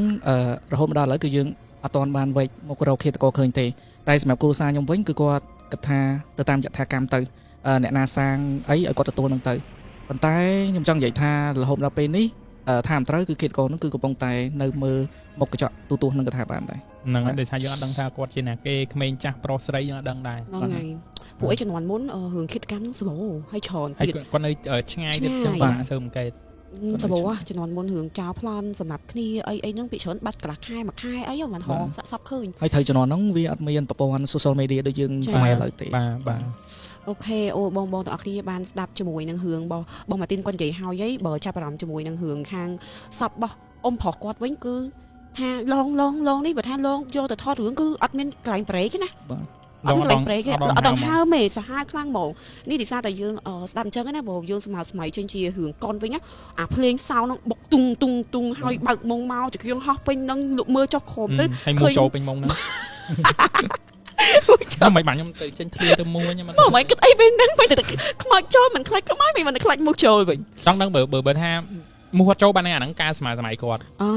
់តែបើមូសចូលពេញមុខបានន័យថាអូអាហ្នឹងជាហេតុការណ៍ដែលកើតឡើង ចុះបងឯងសម័យមើលវិញទៅអ្នកដែលកំពុងខ្មោចលងខ្មោចបើកមុងចូលទៅគាត់ណាបានរាប់មុខនៅក្នុងហ្នឹងតែចូល អត់ទេតែមូសខាំច្រើនមូសច្រើនគាត់មិនកេងតហ្នឹងហើយតែមូសច្រើនបានមុនហ្នឹងការប៉ិតតែបើមូសចូលអូតាមប៉ិតមុនហ្នឹងការសម័យអី សំហេតុផលល្អស្ដាប់មែនតើគុំបងម៉ាទីនអញ្ចឹងបងម៉ាទីនសាច់រឿងទី តាមប៉ុន្តែសោះពីរឿងទៀតហ្នឹងរឿងទី1ខ្ញុំបានទទួលពីទូតរបស់ខ្ញុំនិងរឿងទី2ខ្ញុំខ្លួនឯងហើយរឿងរបស់ខ្ញុំខ្លួនឯងហ្នឹងក៏ករណីឃាតកម្មដែរតែមានចំណងជើងថាកំណត់ហេតុសាកសពប្តីប្រពន្ធជនជាតិចិនមួយគូ អូយ កំណត់ហេតុប្តីប្រពន្ធជនជាតិចិនមួយគូ បាទកំណត់ហេតុសាកសពប្តីប្រពន្ធជនជាតិចិនមួយគូ ចឹងបានន័យថាប្តីប្រពន្ធចិនហ្នឹងគាត់ទៅសេកំណត់ហេតុមែន អត់ទេ យើងអ្នកកត់មែន លក្ខណៈថាចេះដូចជាកំណត់ហេតុមួយដូចថាមានប៉ូលីសមកធ្វើកសោវិច័យមានអីចឹង អូខេជើញ អូខេអញ្ចឹងខ្ញុំសុំតសាច់រឿងដែលខ្ញុំជួបផ្ទាល់ខ្លួនឯងមួយទៀតចាស់អញ្ចឹងចាំបិទវគ្គជាមួយនឹងសាច់រឿងដែលខ្ញុំទទួលបានពីយាយទូតរបស់ខ្ញុំ បាទ អូខេអញ្ចឹងនៅក្នុងឆ្នាំ2019ដើម2020ហ្នឹងខ្ញុំកំពុងតែបម្រើការងារនៅក្នុងក្រុមហ៊ុនមួយកន្លែងនៅក្នុងខេត្តព្រះសីហនុហើយចំពោះក្រុមហ៊ុននោះផងដែរ office របស់ខ្ញុំដែលខ្ញុំធ្វើការគឺនៅជាន់ទី6បាទនៅជាន់ទី6ហើយជាន់ទី1ទី2ទី3ហ្នឹងគឺសិតតែជាបន្ទប់ភ្ញៀវដែលជាលក្ខណៈសទ្ធាគារហើយអាគារហ្នឹងវិញគឺមានចរាចរជើងសងខាងហើយមានចរាយន្តនៅកណ្ដាលអញ្ចឹងជាទូទៅរាល់ថ្ងៃខ្ញុំត្រូវជិះចរាចរពីជាន់ផ្ទាល់ដីឡើងដល់ជាន់ទី5ហើយបានយើងដើរកាត់មុខបន្ទប់ភ្ញៀវហើយឡើងទៅមួយជាន់ឡើងចរាយជើងមួយជាន់ទៀតបានទៅដល់ office ខ្ញុំ មិនចឹងបងចរាយន្តអត់មានឡើងទៅដល់ជាន់ទី អត់មានទៅដល់ទី6ព្រោះដោយសារចរាយន្តគឺជាចរាយន្តរបស់ភ្ញៀវអញ្ចឹងភ្ញៀវអត់អាចឡើងទៅដល់ជាន់ office បានទេយើងធ្វើកាត់ផ្ដាច់ពីគ្នាអញ្ចឹងណាដល់ពេលអញ្ចឹងទៅជារៀងរាល់ថ្ងៃពួកខ្ញុំដើរកាត់តាម hallway នឹងរាល់ថ្ងៃឡើងទៅអញ្ចឹងប៉ុន្តែដល់ពេលថ្ងៃមួយពេលដែលខ្ញុំដើរទៅជាមួយនឹងមិត្តរួមការងាររបស់ខ្ញុំចុះទៅទិញអីញ៉ាំមានបន្ទប់ភ្ញៀវមួយហ្នឹងគឺនៅលើ office របស់ខ្ញុំហ្មង office ខ្ញុំនៅលើបន្ទប់ហ្នឹងនៅខាងក្រោមអញ្ចឹងពេលដែលពួកខ្ញុំដើរចុះមកអញ្ចឹងកាត់មុខអញ្ចឹងគឺនៅខាងក្រោមនឹងផ្ទាល់ពួកខ្ញុំធំក្លិនស្អុយប្រហែលថ្ងៃដំបូងហ្នឹងខ្ញុំសុំធំក្លិនស្អុយ PAP អីទេចេញពីក្នុងបន្ទប់ហ្នឹងមកហើយបន្ទប់ហ្នឹងបាត់ទ្វារហើយដើរអញ្ចឹងហើយខ្ញុំបានសួរបងមួយដែលធ្វើការជាមួយខ្ញុំគាត់ឈ្មោះនុយខ្ញុំសួរបងនុយហើយមានធំក្លិនស្អុយអីអត់គាត់ថាមានស្អុយតែប្រហែលជាកដោឆ្មាកដោអីងាប់នៅក្នុងហ្នឹងអញ្ចឹងហើយខ្ញុំថាហើយចូលក្រែងបន្ទប់សទ្ធាគារមួយទាំងមូលអត់មានខាង housekeeping គេមកសម្អាតទេបានទុកឲ្យមានកដោអីស្អុយនៅក្នុងហ្នឹងអញ្ចឹងដល់ពេលហ្នឹងផងដែរបងហ្នឹងគាត់បានដឹងដែរថាកន្លែងបន្ទប់មួយហ្នឹងលក្ខណៈជាបន្ទប់ជួលខែភ្ញៀវគាត់មិនមែនមកស្នាក់នៅថាមួយថ្ងៃ check out ចេញទេគាត់លក្ខណៈជួលខែនៅហ្នឹងអញ្ចឹងណាយ៉ាជួលផ្ទះជួលបន្ទប់ជួលបាទអញ្ចឹងទោះបីជា housekeeping ក៏គេមានកំណត់ដែរថាមួយអាទិត្យឬក៏ពីរអាទិត្យគេមកសម្អាតម្ដងតែគេមិនសម្អាតជាប្រចាំទេប៉ុន្តែរឿងអីដែលខ្ញុំឆ្ងល់ទៅត្រង់ថាយើងគ្រាន់តែដើរកាត់មុខហ្នឹងយើងស្អុយភាយប៉ុណ្្នឹងឯងហេតុអីបានអត់មានអ្នកសម្អាតអីគេចាប់អារម្មណ៍គេសួរនាំអញ្ចឹងណាអាធំស្អុយភាយតិចហ្នឹងខ្ញុំគិតថាកដោងាប់ហ្នឹងគឺស្អុយភាយតិចទេតម្លងបាន2ថ្ងៃក្រោយខ្ញុំដើរចុះទៅម្ដងទៀតអាហ្នឹងបានភួលមែនតើបែងធ្លាប់ដូចថាបែងអត់ចាប់អារម្មណ៍អីបែងហាមាត់និយាយទៅស្រាប់វិញអាក្លិននឹងវាចូលមកដល់កំពង់កស្អុយខ្លាំងដល់ឡើងល្វីងនៅកំពង់កហ្មងបាញ់ធ្លាប់ហ៎ធ្លាប់ដូចបាញ់ spray ក្នុងបន្ទប់អីទៅបែងភ្លេចខ្លួនហាមាត់ហ្នឹងហើយហាមាត់ទៅវាអាក្លិនវាស្អុយដល់កំពង់កខ្ញុំគាត់ថាស្អុយដល់កំពង់កមិនបាច់ចាំពីណាគេមកប្រាប់ខ្ញុំដឹងហើយខ្ញុំដឹងហ្មងខ្ញុំដឹងថាក្នុងហ្នឹងប្រហែលជាកើតហេតុអីហីប៉ុន្តែពួកគាត់ដែរអត់ដូចថាអត់ធ្លាប់ឃើញខ្មោចអត់ធ្លាប់ឃើញអីចឹងគាត់មានតែចាប់អារម្មណ៍ចឹងណាគាត់នៅតែគិតថាកដោងាប់កដោអីទុកយូរឥឡូវលួយចឹងអត់មានពីណាគេមកសម្អាតអីចឹងទៅបាទស្រាប់ដល់ពេលនិយាយគ្នាពីព្រឹកអញ្ចឹងដល់ពេលល្ងាចឡើងប្រហែលជាខ្ទង់ម៉ោង3ប៉ូលីសអីមកឡើងពេញហ្នឹងហ្មងមកពេញជាន់ទី5ហ្នឹងហើយពួកខ្ញុំនៅជាន់ទី6ដល់ពេលពួកបុគ្គលិករបស់ខ្ញុំគាត់ដើរចុះទៅដល់ខាងក្រោមគាត់ឡើងមកដល់ខាងលើវិញគាត់ថាណ៎បន្ទប់ហ្នឹងមានអ្នកស្លាប់គាត់មានអ្នកស្លាប់ដល់ពេលហើយខ្ញុំពុះតង់និយាយណ៎ឃើញអត់ខ្ញុំនិយាយមែនថាមានអ្នកស្លាប់ហើយព្រោះដោយសារអីក្លិនហ្នឹងគឺក្លិនអាសោចក្លិនខ្លាំងបាទក្លិនសាកសពរបស់មនុស្សព្រោះវាមិនអាចកដោតូចមួយអីមកក្លិនអីឈួលអញ្ចឹងទេដល់ពេលហើយពួកហ្នឹងក៏នាំគ្នាថាមកនាំគ្នាទៅមើលអីខ្ញុំថាអត់ទៅមើលទេមើលពីថ្ងៃអញ្ចឹងយកឡើងមកដល់ឡើយពួកខ្ញុំទ្រលាប់ខ្ញុំអញ្ចឹងមើលអីជាប់ហ្នឹងអញ្ចឹងដល់ពេលអ្នកដែលគេអត់សូវខ្លាចហ្នឹងគេចុះទៅមើលអញ្ចឹងដល់ពេលគេចុះទៅមើលហើយយកព័ត៌មានហ្នឹងមកផ្សាយក្នុង office ហើយអាអ្នកតាមដានព័ត៌មានហ្នឹងថាគាត់អើទៅស្រាប់នឹងខ្មោចហ្នឹងអាលួយពីអ្នកប្តីប្រពន្ធហ្នឹងដេកចិត្តគ្នាឥឡូវលួយហើយព្រោះដោយសារខ្ញុំបើតាមអាក្លិនស្អុយរបស់ខ្ញុំដែលខ្ញុំធំភ័យហ្នឹងវាចូលមួយអាទិត្យហើយហើយមានអ្នកធ្វើដឹងធ្វើលឺទេស្អុយវល់ពេញហ្នឹងហ្មងហើយដល់ពេលអាថ្ងៃដែលប៉ូលីសទៅធ្វើកសោវិច័យហ្នឹងដែលលើកខ្មោចហ្នឹងដាក់លើកណាត់កស៊ូពេលដែលគេយកខ្មោចគេមិនដាក់លើកណាត់កស៊ូគេយកកណាត់កស៊ូមួយទៅពេលដែលគេលើកសាកសពហ្នឹងដាក់លើកណាត់កស៊ូហ្នឹងវាហូរទឹកហើយវាចេញទឹកល្ងីមកហើយបាទចេញទឹកល្ងីមកហើយអញ្ចឹងពួកនោះប្រាប់ថាឃើញទឹកល្ងីហ្នឹងបាត់ហើយមុខហ្នឹងដូចមិនចង់ជាឃើញថាមុខអ្នកណាផងព្រោះដោយសារវាវល់វាបែកវល់ពេញហ្នឹងហើយបាទហើយដល់ពេលហើយ ពួកនឹងនិយាយអញ្ចឹងអូខ្លាចលែងហ៊ានអីអញ្ចឹងក៏សម្រាប់ចាត់ថាខ្ញុំអីលែងហ៊ានដើរចុះតាមហ្នឹងអីខ្ញុំទៅដើរចុះតាមអាចចរាមួយទៀតចរាមួយជាងចរាជើងយើងមានសងខាងដូចខ្ញុំប្រាប់អញ្ចឹងខ្ញុំដើរចុះមកចរាមួយជាងទៀតដល់ពេលថ្ងៃមួយស្រាប់រឿងហ្នឹងតាមកើតហេតុបានភ្លាមទេហើយប៉ូលីសហ្នឹងក៏គេយកសាក់សពហ្នឹងចុះទៅតាមអាចចរាជើងមួយជាងខាងនេះហើយតែខ្ញុំដើរតាមជាងខាងនេះទេតែដល់ពេលថ្ងៃមួយពេលដែលម្លងប្រហែលជាមួយអាទិត្យទៅរៀងសាបដែរខ្ញុំក៏ហ៊ានចុះដើរមកខ្ញុំក៏ជិះចរាយន្តពេលដែលខ្ញុំដើរទៅដល់ចរាយន្តហ្នឹងមានតាម្នាក់ជាជនជាតិចិនហ្នឹងមុខគាត់អត់មានឈាមទេហើយដើរនឹងថ្មឹងអញ្ចឹងហ្មងខ្ញុំត្រូវចរាយន្តគាត់បើកដេញដើរចេញពីចរាយន្តមកហើយខ្ញុំត្រូវចូលចរាយន្តខ្ញុំត្រូវជិះចរាយន្តចុះទៅដល់ខាងក្រោមពេលខ្ញុំដើរទៅដល់ហ្នឹងទៅបងមួយដែលនៅគ្នានិយាយរឿងខ្មោចហ្នឹងបងនុយហ្នឹងគាត់ស្រែកពីចង្អាយថាចាំផងទប់ទ្វារឲ្យគាត់ផង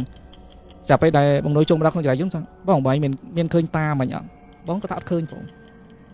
ពេលដែលខ្ញុំទៅដល់មុខចរាយន្តបើកតាហ្នឹងក៏ដើរចេញពីចរាយន្តមកបាទខ្ញុំឃើញមុខតាហ្នឹងអត់មានឈាមទេឡើងថ្មឹងចេះ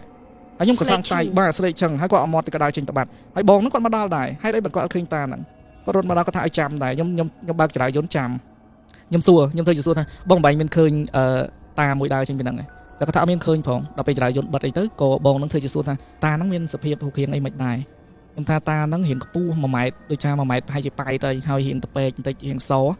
ដល់ពេលគាត់ថាអូខេអត់អីអញ្ចឹងយើងចុះទៅដល់ក្រោមសិនគាត់ស្ដាប់អញ្ចឹងហើយថាចាំចុះទៅដល់ក្រោមសិនពេលដែលចុះទៅដល់ជាន់ផ្ទាល់ដីបើកទ្វារចរាយន្តនឹងចេញមកនៅគ្នាដើរមកដល់ខាងមុខគាត់ថាម៉ាទីនតាមពិតបើតាមរូបរាងដែលម៉ាទីនឯងនិយាយហ្នឹងគឺតាមួយដែលស្លាប់នៅខាងក្រោមហ្នឹងអាកតុកឃាតកម្មហ្នឹងមែនបាទកតុកឃាតកម្មហ្នឹងគឺតាហ្នឹងគាត់និយាយដែរគាត់សារភាពដែរគាត់ថាគាត់អត់បានឃើញពិតមែនប៉ុន្តែតាមតែគាត់សួរសម្ដៅរៀងរើរបស់តាហ្នឹងគាត់អាចសន្និដ្ឋានបានច្បាស់ថាតាហ្នឹងអញ្ចឹងខ្ញុំភាំងប្រហែលថាចំខ្ញុំអត់ហ៊ានទៅមើលរូបភាពសាកសពហ្នឹងផងនៅតានឹងបង្ហាញខ្លួនឲ្យខ្ញុំឃើញអញ្ចឹងមានន័យថាចំណុចកន្លែងហ្នឹងដែលយើងអាចគិតបានថាវិញ្ញាណខ្មោចវាអាចបង្ហាញឲ្យអ្នកណាដែលអាចមើលឃើញគាត់ទេសម្រាប់អ្នកដែលមើលអត់ឃើញហ្នឹងគឺគេថាគេអត់បានបង្ហាញឲ្យឃើញអញ្ចឹងបាទអញ្ចឹងពេលដែលខ្ញុំឃើញអញ្ចឹងហើយក៏បាត់មាត់ទៅហើយខ្ញុំនៅតែបន្តចុះតាមទ្វារហ្នឹងឲ្យចរាមួយជារៀងទៀតហ្នឹងរហូតដល់មួយខែជាងជិត2ខែខ្ញុំអត់ហ៊ានចុះតាមហ្នឹងទេព្រោះខ្ញុំខ្លាចឃើញអញ្ចឹងហើយដល់ពេលក្រោយមកទៀតអ្នកនៅក្នុងបន្ទប់ទឹកនៅជាន់ office របស់ខ្ញុំជាន់ទី6បាទជាន់ទី6ហ្នឹងបុគ្គលិកចូលទៅក្នុងបន្ទប់ទឹកហ្នឹងហោះពីក្រោយខ្នងរហូតហ្មងមានទាំងវិញ្ញាណប្រុសមានទាំងវិញ្ញាណស្រីហោះពីក្រោយហ្មងបន្ទប់ទឹកប្រុសស្រីជាប់គ្នាខាងក្រៅមានថើងលាងដៃនិងកញ្ចក់ធំមួយពេលដែលស្រីគ្នាចេញមកលាងដៃនឹងកញ្ចក់ហ្នឹងហោះកាត់ពីក្រោយខ្នងអីក៏មានដែរហើយអ៊ីណាម៉ៃគាត់ថាគាត់រត់ចោលអាដងជូតដោះសម្អាតប្រគុណគាត់ថាគាត់រត់ចោលហ្នឹងម្ដងហើយដោយសារពេលដែលគាត់កំពុងទៅសម្អាតនៅក្នុងបន្ទប់ទឹកហ្នឹងមនុស្សស្រីនៅក្នុងហ្នឹងដែរគាត់ឃើញមនុស្សស្រីហ្នឹងម្នាក់ដែលចិនដែលស្លាប់នៅក្រោមoffice ហ្នឹងនៅក្នុងប្រគុណឬក៏នៅក្នុងប្រគុណពួកពេលដែលគាត់កំពុងតែដោះប្រគុណនៅអ៊ីណាម៉ៃបាទគាត់ឃើញខ្មោចស្រីហ្នឹងគឺនៅក្នុងហ្នឹងគាត់ថាគាត់រត់ចោលអាដងហ្នឹងម្ដងរត់មកប្រាប់ខ្ញុំបាទអញ្ចឹងរឿងរ៉ាវហ្នឹងដូចថាចេះតែឃើញតគ្នាអញ្ចឹងណាពួកស្រីបុគ្គលិកស្រីនៅធ្វើការនៅក្នុងស្រែកតញយហ្នឹងនៅគ្នាស្រែកផ្លាត់សលេងតញយដោយសារអីអាសាឃើញហោះនៅពីក្រោយខ្នងអញ្ចឹងហើយបន្ទប់នឹងដែរក្រោយមកក៏ឃើញមុនលោកសង្ឃមានន័យថាឡងខាងបុគ្គលិក housekeeping ដែលចូលទៅសម្អាតអីហ្នឹងឡងពេកទៅគេមុនលោកយកមកប្រោះព្រំហើយអត់តមានពីណាគេហ៊ានចូលអីទៅសម្អាតទេឃើញតែបិទចោលទេដល់ពេលក្រោយមកទៀតប្រហែលជាគេមាន plan ចង់ដាក់ជួលតទៀតអញ្ចឹងក៏ខ្ញុំអាសាឃើញបុគ្គលិកសថាគារហ្នឹងគេហៅគ្នាទៅប្រជុំឲ្យទៅរៀងរាល់ព្រឹកគេប្រមូលបុគ្គលិក10 20នាក់អញ្ចឹងទៅចូលទៅប្រជុំនៅក្នុងដើម្បីវិសាបអញ្ចឹងបាទហើយក្រោយមកទៅបន្ទប់ហ្នឹងម្លងបាន2ខែក្រោយមកក៏ឃើញដាក់ជួលអីគេធម្មតាតែសុំកាត់តិចហ្មងតាក់តងអីប្រជុំដើម្បីឲ្យមានមនុស្សអ៊ូអរតែតប្រជុំមានហ្នឹងហើយព្រោះតែបន្ទប់ហ្នឹងបិទទ្វារចោលហើយអ្នកសម្អាតម្នាក់2នាក់អីគេហ៊ានមកទេអញ្ចឹងបានមេខាង housekeeping ហ្នឹងគេដឹកនាំកូនក្រុមរបស់គេដើម្បីចូលទៅឈរប្រជុំរៀងរាល់ព្រឹកគេឆ្នៃឲ្យម្នាក់មានអារម្មណ៍ថា comfort ជាមួយនឹងបន្ទប់ហ្នឹងហើយឲ្យចូលនៅក្នុងបន្ទប់ហ្នឹងបាទឈរប្រជុំរាល់ព្រឹកនិយាយទៅឲ្យទៅរាល់ព្រឹកឡើងគឺឃើញនៅឈរប្រជុំនៅហ្នឹងហើយបាទដល់ពេលប្រជុំហ្នឹងល្បាក់ជាកន្លះខែក្រោយបានឃើញមានដាក់ជួលឲ្យភ្ញៀវផ្សេងបាទហើយនៅជាន់ទី5ហ្នឹងផងដែរបើតាមខ្ញុំសាកសួរបុគ្គលិកពីមុនមកថាធ្លាប់មានចិនទាស់ស្ពាកសម្ដីគ្នាទាញបថៅកាប់គ្នាឬក៏លោតសម្រាប់ខ្លួនតម្លាក់ខ្លួនពីជាន់ទី5ហ្នឹងមករហូតនៅជាន់ហ្នឹងគឺតែមានរឿងមករហូតបាទរហូតដល់អាករណីសាកសពប្តីប្រពន្ធ2នាក់ហ្នឹងកើតឡើងហ្នឹងបានខ្ញុំជួបផ្ទាល់បាទតែបងចំពោះពីអ្នកប្តីប្រពន្ធគាត់ហ្នឹងរៀងចំណាស់ហើយត្រូវគេហ្នឹងហើយបើតាមខ្ញុំឃើញរូបរាងតាហ្នឹងពិតមែនគឺចំណាស់ហើយតែគាត់មានករណីហ្នឹងជាករណីឃាតកម្មឬមួយក៏ជាករណីគាត់ឈឺស្លាប់អីតែបើឈឺស្លាប់មិនស្លាប់ទាំងពីរកើតឬក៏អត្តឃាតអីចឹងមានដឹងហើយ ពាក់ព័ន្ធជាមួយនឹងករណីហ្នឹងគេអត់សូវឲ្យយើងដឹងដែរគេអត់សូវឲ្យយើងដឹងទេប៉ុន្តែបើតាមពួកគាត់សន្និដ្ឋានអ្នកដែលឃើញខ្លះហ្នឹងថាប្រហែលជាពួក2អ្នកហ្នឹងគាត់គេហៅគេអ្នកញៀនលបែងអញ្ចឹងគាត់សារលេងនៅកាស៊ីណូជាប្រចាំអញ្ចឹងថ្ងៃហ្នឹងគេអាចសន្និដ្ឋានបានថាគាត់លេងអស់លុយហ្នឹងទៅគាត់អាចត្រឡប់ក្រោយវិញគាត់អាចត្រឡប់ក្រោយវិញទៅស្រុកអីវិញបានដូចថាហេលហាមនុស្សហេលហាហើយក៏ស្លាប់ខ្លួនទាំងពីរនាក់អញ្ចឹងទៅចាំន័យថាប្រហែលជាឃាតកម្មច្រើនជាងដោយសារបើតាមស្ដាប់មិញគឺនៅពីអ្នកប្រៃពុននៅជាប់គ្នាបានន័យថាទៅអត្តឃាតហ្មងបាទឃាតហ្នឹងហើយអូខេមានចម្ងល់ទេអត់ទេបងអានិកាសួរហើយខ្ញុំឆ្ងល់តែរឿងហ្នឹងខ្ញុំឆ្ងល់ថៃមិនស្លាប់តែប៉ុណ្្នឹងឯងវាច្រើនគឺថៃមិនស្លាប់ណាគេសម្លាប់ខ្លួនឯងឬក៏មិនអីចឹងតែដល់ពេលសាមហ្នឹងគឺអត់មានធ្វើអីធំដុំទេតែបងគ្រាន់តែមុនលោកហើយមានយុទ្ធសាស្ត្រទៅប្រជុំនៅក្នុងបន្ទប់ហ្នឹងអីបាទហ្នឹងបើតាមពួកខ្ញុំឃើញនឹងផ្នែកគឺឃើញតែប៉ុណ្្នឹងឯងចឹងអានេះយោបល់ល្អហើយក៏គំនិតល្អតែកាន់បងដែលគាត់ធ្លាប់មានផ្ទះជួលកន្លែងណាមួយដែលធ្លាប់មានបញ្ហាអីបើអាចបានអាសានាំគ្នាទៅដាក់មកកែពីកែអីនៅនឹងឲ្យផ្អើលឆោមកចឹងទៅគីឡូអាចបាត់វិញណាទៅជារៀងរាល់ថ្ងៃរហូតដល់ពួកគាត់ធុញដែរគាត់ទៅរកកន្លែងណាមួយចាប់ជាតិថ្មីហីហ្នឹងហើយធម្មតាយើងនៅអសុកគេនៅអសុកគេលេងចាំនៅហីអូខេផ្លែកយុទ្ធសាស្ត្រថ្មីអូខេហើយឥឡូវកុំឲ្យខាតពេលយូរខ្ញុំនឹងនាំអារម្មណ៍អ្នកនរនេះទៅស្ដាប់សាច់រឿងទី3សាច់រឿងចុងក្រោយរបស់គាត់ប៉ុន្តែខ្ញុំគិតថានាទីអានេះវែងហ្មងវែងខ្លីចុងក្រោយនេះហាប់ហើយមិញដែរអញ្ចឹងខ្ញុំគិតថាប្រហែលជាអាចថែមរឿងមានរឿងថែមទេត្រូវទេបងព្រោះខ្ញុំគិតថាប្រិយមិត្តយើងស្ដាប់បងជក់ច្រើនបាទប៉ុន្តែបងឯងមានចម្ងល់អីបងឯងអាចសួរបានអត់ទេបងឯងនិយាយមករបស់បងឯងស្រាប់ពេលសួរអញ្ចឹងទៅកុំឲ្យកម្មវិធីនេះស្ងាត់ពេកស្ងាត់ទេអត់ស្ងាត់ទេជក់ស្ដាប់ដែរអីអញ្ចឹងមុនចូលដល់សាច់រឿងទី3ខ្ញុំចាប់អារម្មណ៍ថាបងឯងមិញប្រាប់ខ្ញុំថាបងឯងអ្នកមាននិស្ស័យមើលឃើញបាទបងមានចាប់អារម្មណ៍អីតាំងពីអាយុម៉ាបើសួរពីអាយុអត់ចាំទេប៉ុន្តែនៅក្មេងដែរនៅតូចដែរនៅតូចបាទតូចនៅក្នុងគ្រួសារបងមានអ្នកដែលដូចបងអត់ឬក៏មានតែបងមានហើយក៏មានច្រើនដែរដូចរបៀបយាយខ្ញុំខាងម៉ាក់ខ្ញុំហ្នឹងគឺគាត់ឃើញហើយមិញមីពូខ្ញុំអីហ្នឹងគឺគាត់ឃើញដែរគាត់ថាមិនអាសាឃើញដូចខ្ញុំពេកបាទខ្ញុំឃើញភាគច្រើនបងជួបទៅរឿងឃាតកម្មបើសិនជារឿងដែលបងជួបអមនុស្សហ្មងរឿងមួយណាដែលបងដកជាងគេបើសិនជាសួរថាដកជាងគេប្រកាសជាលើកទី1ដែលខ្ញុំឃើញខ្មោចហីមានថាក្នុងជីវិតរបស់ខ្ញុំគឺខ្ញុំបានឃើញខ្មោចលើកទី1អាហ្នឹងយើងចូលសាច់រឿងមួយទៀតហ្មងទៅហ្នឹងហើយលើកទី1ដែលខ្ញុំឃើញខ្មោចថ្ងៃហ្នឹងគឺចំថ្ងៃ15កើតខែពេញបុណ្យមីបាទពេលហ្នឹងអត់ចាប់អារម្មណ៍ថាខ្លួនឯងជាមនុស្សដែលមើលឃើញខ្មោចទេផ្ទះយាយខ្ញុំដីបើយាយខ្ញុំគឺមានមួយជាហៀងដីយាយខ្ញុំបកើតមួយជាហៀងទៀតបងប្អូនច្រូតមួយគាត់អញ្ចឹងដីហ្នឹងកាលមុនគឺនៅចូលគ្នាទេអត់ទាន់ពុះជាពីរទេដល់ពេលក្រោយមកទៅក៏ធ្វើលបងពុះជាពីរខាន់ចែកគ្នាកន្លែងនេះពាក់ព័ន្ធជាមួយនឹងដីនឹងផងដែរខ្ញុំសូមបញ្ជាក់ថាដីហ្នឹងពីដើមមកគឺជាដីព្រៃសិតតែព្រៃនៅហ្នឹងអញ្ចឹងហើយក៏អត់មានមនុស្សអីទៅនៅដែរដល់ពេលក្រោយមកទៅក៏មានផ្ទះខ្ញុំហើយទៅអ្នកភូមិអីម្ដងមួយទៅនៅជុំគ្នាអញ្ចឹងទៅហើយយើងក៏អត់ដឹងដែរថាពីដើមមកសុកពីដើមមកមានរឿងអីកើតឡើងនៅកន្លែងដីហ្នឹងឬក៏មានម្ចាស់ឬក៏ព្រាយអីនៅហ្នឹងយើងអត់ដឹងទេគ្រាន់តែខ្ញុំចាំបានថាថ្ងៃហ្នឹងពេលដែលខ្ញុំអត់ហ៊ានទៅនោមនៅបន្ទប់ទឹកខ្ញុំក៏បើកទ្វារប្អួចខ្ញុំហើយឈរនោមតាមប្អួចពេលដែលខ្ញុំនោមតាមប្អួចហើយចំខែពេញបរមីវាភ្លឺខ្លាំងធម្មតាពេញបរមីយើងមិនអាចមើលឃើញអីទាំងអស់ត្រូវអត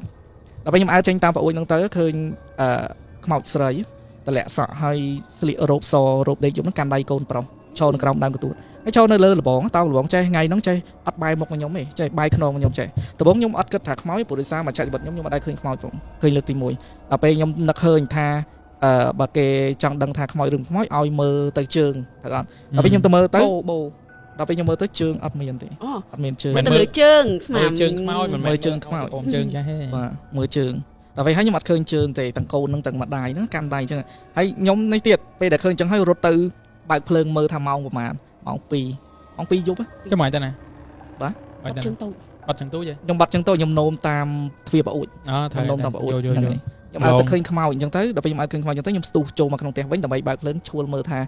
ម៉ោងប្រហែលដល់ពេលហើយម៉ោង2អញ្ចឹងអាហ្នឹងគឺជាលើកទី1ដែលខ្ញុំមើលឃើញខ្មោចហ្មងដែលខ្ញុំដកនៅក្នុងចិត្តថែមបន្តិចហ៎អាហ្នឹងថែមបន្តិចគ្រាន់តែចង់បង្ហាញថាបងយ៉ារីនមិនសួរថាខ្ញុំឃើញខ្មោចតាំងពេលណាអាហ្នឹងគឺជាសាច់រឿងនេះថាហេតុការណ៍ទី1ដែលខ្ញុំបានឃើញហើយដែលដល់ហេតុការណ៍ធ្វើឲ្យបាក់ហ្មងអត់ទេបើខ្មោចដែលខ្លាចជាងគេហ្មងហ្នឹងគឺខ្លាចខ្មោចអ៊ំខ្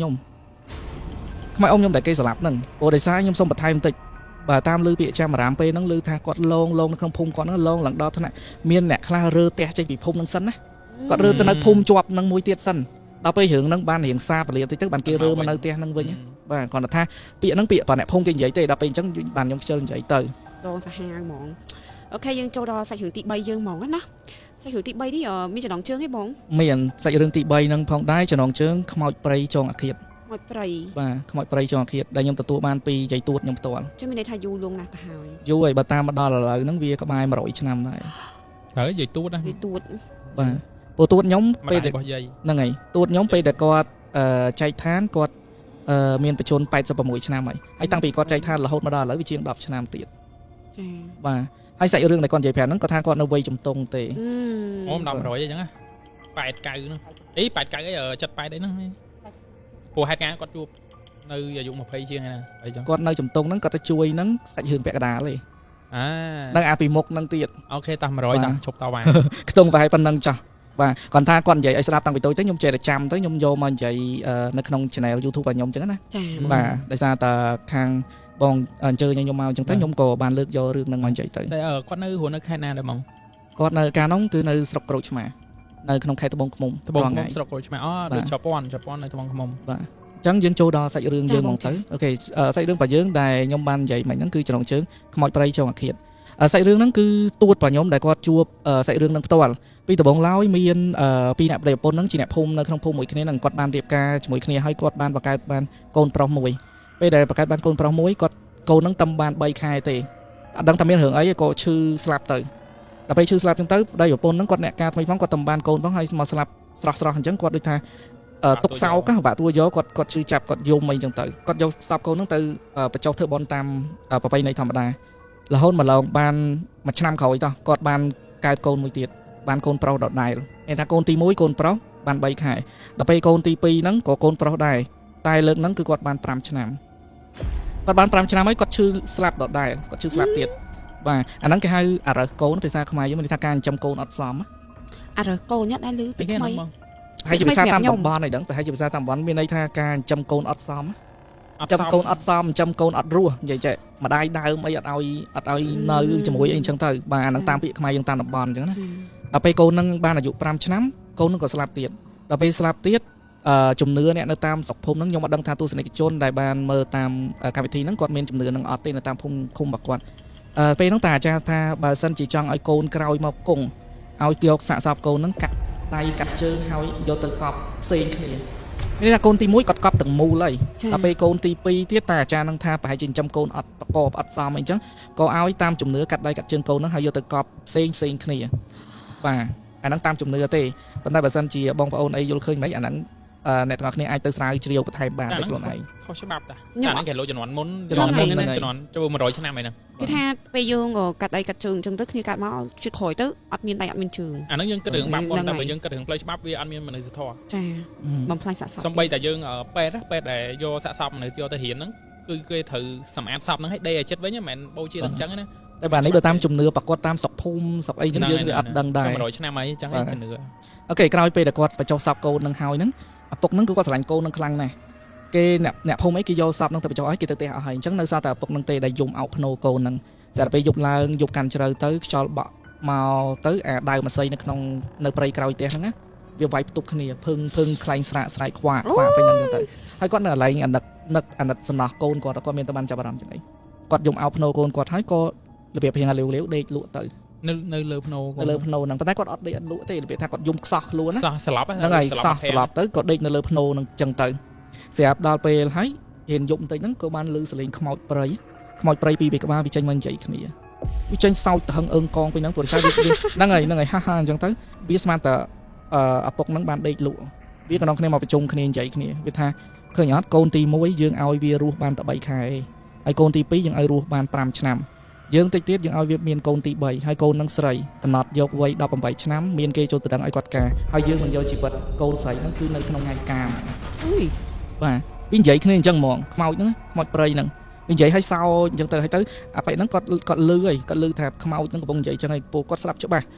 គាត់អត់ហ៊ានធ្វើដឹងខ្លួនទេគាត់សុខចិត្តធ្វើជាដេកលក់ដល់ពេលព្រឹកឡើងគាត់ទៅដល់ផ្ទះវិញគាត់ចំណាំមើលគាត់អត់និយាយប្រាប់អ្នកណាទាំងអស់សូម្បីតែប្រពន្ធគាត់ដល់ពេលម្លងបានប្រហែលប្រពន្ធគាត់ពោពោះកូនមួយទៀតដល់ពេលកើតកូនមកកូនស្រីមែនគាត់ថាដូចនឹងពាក្យដែលខ្មោចព្រៃនឹងកំពុងនិយាយគ្នាអញ្ចឹងគាត់គិតដែរគាត់គិតថាជាតិមុនគាត់ហើយនឹងប្រពន្ធគាត់ដឹងជាកម្មអីខ្មោចព្រៃនឹងទេបានវាចេះតែមកតាមធ្វើបានអញ្ចឹងរហូតយាយអញ្ចឹងរហូតទាំងដែលអត់ដឹងមានមូលហេតុអីអញ្ចឹងណាស្រាប់ដល់ពេលកូននឹងបានធំចម្រើនវ័យបាន18ឆ្នាំហ្នឹងគឺចំពេលដែលទួតខ្ញុំគាត់នៅវ័យជំទង់ដែរអញ្ចឹងបាទខ្ញុំចង់និយាយថាសាច់រឿងហ្នឹងបានតែពាក់កណ្ដាលទេ ដល់ពេលហើយកូននឹងបាន18ឆ្នាំក៏មានគេចូលមកទៅដឹងមែនអត់លើសអត់ខ្វះទេចូល18ឆ្នាំគឺមានគេចូលទៅដឹងមែនទៅឪពុកនឹងក៏នឹកភ្នែកក្នុងចិត្តថាប្រហែលជាព្រំលិខិតគេកំណត់មកអញ្ចឹងហើយអញ្ចឹងទោះបីកិច្ចមិនក៏ពិបាកដែរអញ្ចឹងក៏ព្រមលើកកូននឹងឲ្យការទៅប៉ុន្តែគាត់រកល្បិចមួយឃើញថ្ងៃដែលមុនការហ្នឹងគាត់ហៅបងប្អូនកូនក្មួយមកជំនុំគ្នាប៉ុន្តែអត់ឲ្យកូនកំមុំនឹងដឹងទេជំនុំថាសាច់រឿងដែលគាត់បានជួបទាំងប្រមាណនៅកណ្ដាលព្រៃស្ងាត់ហ្នឹងខ្មោចនឹងវានិយាយមិនអីចឹងគាត់យកសាច់រឿងហ្នឹងមកនិយាយប្រាប់បងប្អូននឹងដើម្បីរកមធ្យោបាយដោះស្រាយរឿងហ្នឹងនាំគ្នាជំនុំគ្នាអីហើយបែងចែកការងាររៀងៗខ្លួនដោយអត់ឲ្យកូនកំមុំនឹងដឹងទេកន្លែងនេះខ្ញុំសូមនិយាយបកក្រោយតិចមិញខ្ញុំរៀងច្រឡោះខ្វះខាតមួយកន្លែងខ្មោចនឹងបាននិយាយថាយកជីវិតកូននឹងនៅថ្ងៃការហ្នឹងដោយក្នុងករណីថាពេលដែលឮថាចុងភៅដាំបាយអញ្ចឹងខ្មោចនឹងប្រែខ្លួនទៅជាក្អែបធំមួយដើម្បីខំកូនស្រីនឹងឲ្យស្លាប់ហ្នឹងហើយកន្លែងហ្នឹងខ្ញុំរៀងច្រឡោះតិចបាទអញ្ចឹងខ្មោចនឹងវានិយាយអញ្ចឹងដល់ពេលទៅអាពេលដែលជំនុំគ្នាហ្នឹងបងប្អូនឯងនាំគ្នាពិភាក្សាគ្នាថាពេលដែលចុងភៅគេស្រែកថាដល់មកដាំបាយហើយគឺបងប្អូនត្រូវនាំគ្នាចាប់កូនកំមុំនឹងឲ្យជាប់ហើយបន្ទាប់មកត្រូវយកកហ្នឹងយើងត្រូវដាំទឹកមកខ្ទះថ្នោតឲ្យពុះឲ្យហើយពេលដែលចុងភៅគេស្រែកយើងត្រូវយកកហ្នឹងចាក់ទៅក្នុងទឹកក្តៅដែលកំពុងពុះហ្នឹងនាំគ្នា plan អញ្ចឹងហើយរួចស្រេចអញ្ចឹងចាប់ទៅដល់ពេលថ្ងៃការហ្នឹងកូនកំមុំភ្នួងអីកំពុងតែផាត់មុខហើយហ្នឹងគ្រាន់តែចុងភៅនៅក្រោមផ្ទះទេស្រែកថាដល់មកដាំបាយហើយទឹកពុះហើយកូនកំមុំហ្នឹងស្ទុះហ្មងស្ទុះពីលើក្អីហ្នឹងហ្មងស្ទុះដូចមានស្អីនៅក្នុងខ្លួនហ្មងបាទកម្រៅចូលហ្មងស្ទុះចេញដល់ពេលហើយគេដាក់ម៉ូគ្នាហើយទាំងភ្នួងទាំងអីហ្នឹងគ្នាចាប់ដៃចាប់ជើងជាប់ហើយស្រែកខ្លាំងមែនតើស្រែកដូចថាស្រែកយំហ្មងទាំងដាក់មានរឿងអីសោះគ្រាន់តែលឺគេចង់ដាំបាយហ្នឹងក៏ស្ទុះទៅស្រាប់ដល់ពេលស្ទុះទៅខាងចុងភៅហ្នឹងក៏គេប្រេគ្នាហើយដែរតាក់ពុះខូចនៅក្នុងអាខ្ទះថ្នោតហ្នឹងអង្គគេដាក់នៅក្នុងតៅហើយល្អីហ្នឹងហើយអញ្ចឹងក៏គេយកល្អីហ្នឹងជះអង្គហ្នឹងចូលទៅក្នុងហ្នឹងក្អែបប៉ុនកដៃតួខ្ញុំគាត់ថាគាត់ឃើញផ្ទាល់ក្អែបប៉ុនកដៃហ្មងក្អែបអីក៏ក្អែបសត្វក្អែបជើងច្រើនមានណាដល់ពេលហើយវាបកាច់នៅក្នុងអាទឹកក្តៅហ្នឹងបកាច់តងកូនស្រីហ្នឹងស្លាប់បាត់បាទស្លាប់ដល់ហើយម្លងរបៀបដូចថាកន្លះម៉ោងក្រោយមកទៅគេនាំគ្នាដាស់ទៅងើបឡើងវិញប្រកដីធម្មតាអញ្ចឹងជប់ហើយក្អែបនៅក្នុងតៅអង្គហើយអង្គនៅពីលើគេថាវានៅក្នុងអង្គចុះខាងថាវានឹងទៅខ្ទេចកូនកំមុំប៉ុន្តែវាអត់បានបញ្ជាក់ថាវានៅណានៃផ្ទះហ្នឹងណាអត់ទេវាប្រាប់ថាពេលដែលដាំបាយកូនកំមុំហ្នឹងនឹងស្ទុះមកយកអង្គហ្នឹងហើយខ្ញុំម្នាក់ស្គូកំមុំហ្នឹងត្រូវកំរោចូលទៅយកអង្គអូខេផែនការគេរៀបហើយហ្នឹងហើយស្អីសណ្ដំចិត្តកូនកំមុំហ្នឹងឲ្យទៅលើកតៅអង្គអញ្ចឹងក្អែបនឹងចេញមកខាំចាក់ពីអញ្ចឹងទៅខ្ញុំគិតមិនថាក្អែបហ្នឹងនៅណាមកកន្លែងសិនតែតោមានពីសញ្ញាចុងភៅថាដាំបាយបានវាទៅខ្ទេចទៅខាំទៅអីចឹងទៅបាទដល់ពេលអញ្ចឹងហើយក៏ក្អែបហ្នឹងបកាច់ងាប់នៅក្នុងហ្នឹងអញ្ចឹងហើយក្រោយមកទៅក៏អារឿងរ៉ាវទាំងអស់ហ្នឹងក៏អ្នកភូមិហ្នឹងគេឃើញផ្ទាល់ដែលគេទៅចូលរួមកម្មវិធីហ្នឹងគេឃើញផ្ទាល់គេនាំគ្នានិយាយប្រាប់កូនចៅគេតគ្នារហូតគូវាមិនសឹងមិនគួរឲ្យជឿបាទអញ្ចឹងតទៅពេលក្អែបហ្នឹងនៅក្នុងហ្នឹងកូនកំមុំលើកបានខ្ទេចអ្នកផ្សេងលើកអត់ខ្ទេចទេយល់ខ្ញុំសួរអត់បាទយល់មានន័យថាគេត្រៀមទៅថាតដៃប៉កូនកំមុំហ្នឹងលូកមកបានគេតិចអញ្ចឹងទៅ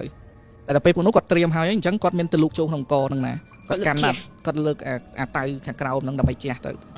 បើធម្មតាគេទៅដួសមួយចានអីចឹងដាក់ចូលខ្ទះអីចឹងទៅបាទអញ្ចឹងនិយាយថាមិនថាដួសមួយចានទេអញ្ចឹងនិយាយថាគេអាចនឹងសដំចិត្តកូនកំមុំហ្នឹងឲ្យទៅលូកអង្គហ្នឹងអញ្ចឹងណាបាទ make sense បាទអូខេអាចជឿជាក់បានទាំងអស់គ្នារឿងហ្នឹងគឺខ្ញុំសួរស៊ីជំរឿយយល់ក៏ព្រោះគ្នាយើងតែសាច់រឿងល្អអញ្ចឹងគាត់ព្យាយាមចង់ឲ្យខ្ញុំចាក់ឥឡូវខ្ញុំចាក់ហើយតាំងចេខ្ញុំថាកាត់គេរហូត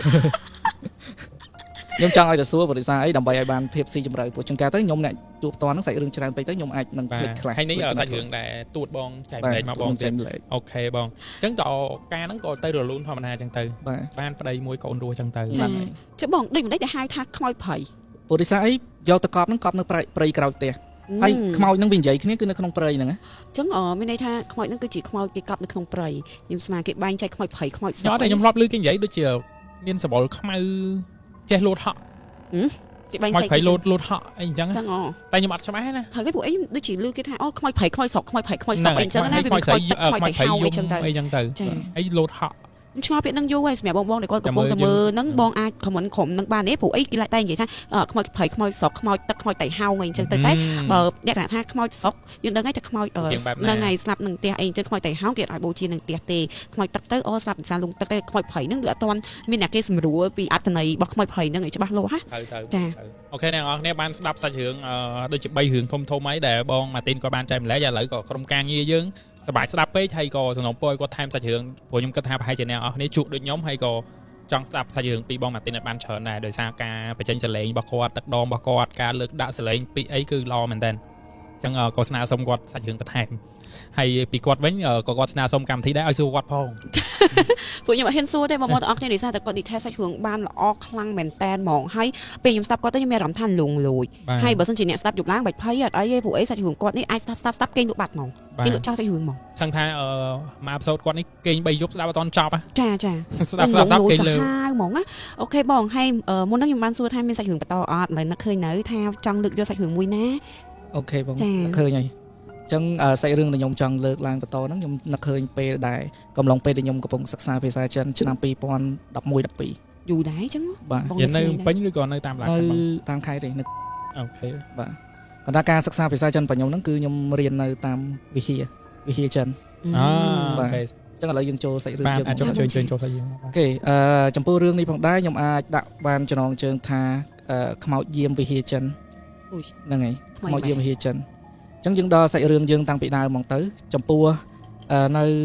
ខេត្តហ្នឹងមានផ្ទះមួយគេទុកចោលផ្ទះហ្នឹងជាប្រភេទផ្ទះវីឡាដែរ2ជាន់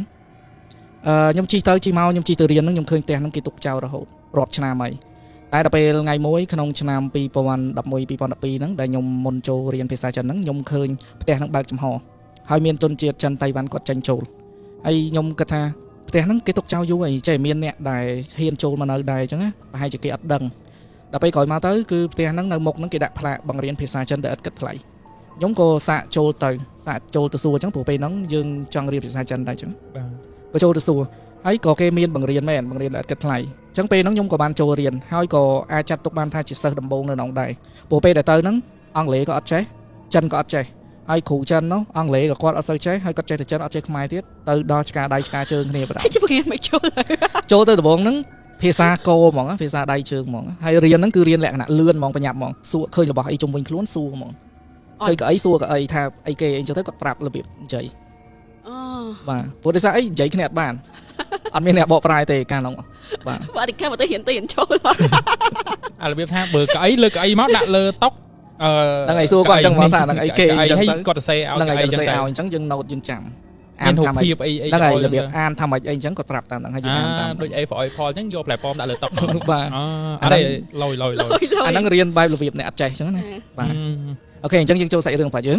ពេលដែលថ្ងៃមួយពេលដែលខ្ញុំកំពុងរៀនភាសាចិនហ្នឹងហើយចំពេលហ្នឹងផងដែរគ្រូគាត់ត្រូវទៅស្រុកគាត់វិញគាត់ត្រូវទៅលេងស្រុកគាត់ទេស្អីគាត់មានដោះដូរគ្នាក្រុមគ្នាគាត់មកប្រចាំការនៅស្រុកខ្មែរអញ្ចឹងណាអញ្ចឹងដល់ពេលហ្នឹងខ្ញុំចាំបានដូចជាគៀកចូលឆ្នាំចិនអញ្ចឹងពួកគាត់ត្រូវទៅស្រុកទៅផ្ទះស្រុកកណាត់គាត់វិញហើយនៅយប់ហ្នឹងគាត់ហៅខ្ញុំឲ្យទៅគេងជាមួយគាត់នៅក្នុងពហិរហ្នឹងដើម្បីពេលដែលគាត់ឡើងឡានម៉ោង4ភ្លឺដើម្បីឡើងយន្តហោះហ្នឹងអត់មានអ្នកនៅចាក់សោពហិរទេអញ្ចឹងខ្ញុំក៏មកគេងនៅពហិរហ្នឹងមួយគាត់ដែរពេលយប់ឡើងនិយាយគ្នាលេងញ៉ាំតែញ៉ាំស៊ុបអីនឹងជាមួយគ្នាអញ្ចឹងទៅហើយដល់ពេលម៉ោង4ទៀបភ្លឺគាត់នាំគ្នាឡានមកទទួលគាត់ដើម្បីមកពេញព្រោះពហិរហ្នឹងខ្ញុំសូមបញ្ជាក់ទៅគឺនៅខេត្តរបស់ខ្ញុំអញ្ចឹងពេលដែលពួកគាត់ឡើងឡានដើម្បីមកពេញអស់ហ្នឹងគឺនៅម៉ោង4ហើយនៅងឹតឡើយទេខ្ញុំដើរបកមកវិញខ្ញុំឡើងមកគេងនៅពហិរសារតែពេលដែលខ្ញុំគេងនៅក្នុងហ្នឹងខ្ញុំអសេះអសខ្ញុំបន់ឲ្យទឹកភ្លឺព្រោះដោយសារពេលខ្ញុំក្រោកដឹងខ្លួនហើយខ្ញុំពិបាកគេងទៅវិញ ពេលហ្នឹងគេម្នាក់ឯងហ៎បង គេម្នាក់ឯងនៅក្នុងពហិរហ្នឹងហ្មងហើយខ្ញុំអត់នឹកស្មានថាអីដែលខ្ញុំឃើញហ្នឹងវាអញ្ចឹងវាខ្លាំងអញ្ចឹងព្រោះដោយសារជាពហិរហើយរូបព្រះអីនៅឡើងពេញហ្នឹងហេតុអីបានខ្មោចហ្នឹងវានៅក្នុងហ្នឹងអញ្ចឹង ព្រះយូឡៃហ្នឹង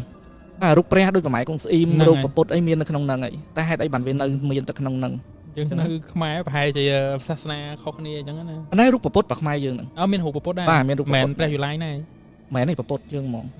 បាទអូថៃ បាទរូបពុទ្ធហ្មងអូខេស្រាប់ដល់ពេលថ្ងៃហ្នឹងខ្ញុំចូលមកដេកនៅក្នុងបន្ទប់ហ្នឹងវិញខ្ញុំដេកអសេះអសឲ្យភ្នែកព្រិចខ្ញុំអញ្ចឹងស្រាប់ដល់ពេលបើកភ្នែកឡើងកំពុងដេកផ្អៀងអញ្ចឹងពេលបើកភ្នែកឡើងភ្នែកប្រព័ន្ធភ្នែកឡានក៏ហូរមកគូមើលមកខ្ញុំអញ្ចឹងឃើញតែគាត់ភ្នែកទេមើលមកខ្ញុំចាក់កលាប់មកគូខ្ញុំគាត់ឃើញអញ្ចឹងខ្ញុំបិទភ្នែកវិញខ្ញុំប្រញាប់បិទភ្នែកវិញអញ្ចឹងដូចថាឲ្យដេកលក់អញ្ចឹងអត់ព្រមដេកលក់អីទ្រាំរហូតទៅទៅបន្ទប់ទឹកក៏ទៅអាភ្លឺអាមេឃហ្នឹងវាគ្រាប់ភ្លឺទៀត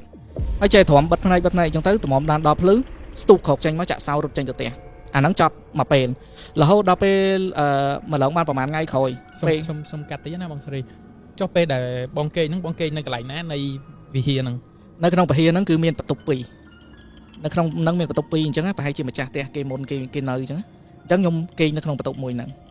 បន្ទប់មួយទៀតនៅទល់មុខគ្នា បន្ទប់គេងហ្មង បាទខ្ញុំគេងនៅក្នុងបន្ទប់គេងហ្នឹងហ្មង អូខេ ហើយព្រះមិនមែននៅក្នុងបន្ទប់គេងហ្នឹងទេព្រះនៅកន្លែងទីធ្លាទទួលភ្ញៀវហ្នឹងហើយ កន្លែងទីធ្លាទទួលភ្ញៀវអញ្ចឹងរូបសំណាកព្រះនៅហ្នឹងប៉ុន្តែខ្ញុំមិនដែរគិតទេថានឹងមានអញ្ចឹងនៅក្នុងហ្នឹងព្រោះដោយសារមានរូបព្រះមានអីពេលខ្ញុំឃើញអញ្ចឹងទៅខ្ញុំក៏រត់ទៅអាហ្នឹងហើយមកពេលហើយរហូតដល់ម្លងប្រហែលថ្ងៃក្រោយពេលដែលកូនសិស្សគាត់មករៀននៅខាងក្រោយទីធ្លាក្រោយសាលាចិនហ្នឹងគឺមានគេទុកទីធ្លាសម្រាប់ទុកម៉ូតូទុកកង់អីអញ្ចឹងទៅនៅគៀនពហិចិនហ្នឹងគឺមានចដើមួយអាចដើវិលហ្នឹងហើយអាចដើវិលហ្នឹងគឺខ្ញុំដើរឡើងចដើវិលហ្នឹងហើយខ្ញុំឃើញកូនសិស្សខ្ញុំនៅខាងក្រោយកន្លែងផ្ញើម៉ូតូខ្ញុំស្រែកថាអភ័ក្រដើរលឿនមកដល់ពេលខ្ញុំកន្លែងមើលទៅម្ដងទៀតមនុស្សស្រួយហោះលងវូស្ទង់អញ្ចឹងនៅពីក្រោយកូនសិស្សរបស់ខ្ញុំកូនសិស្សខ្ញុំកំពុងដើរអញ្ចឹងហោះមកពីក្រោយអញ្ចឹងហ្មងតាមពីក្រោយមនុស្សស្រួយរូបសចាំថ្ងៃឡើងធ្វើគ្រូបង្រៀនបាទមានថាខ្ញុំនិយាយមិញហ្នឹងគឺខ្ញុំនិយាយកាត់ខ្ញុំចូលដំបូងហ្នឹងគឺខ្ញុំអត់ចេះអីទ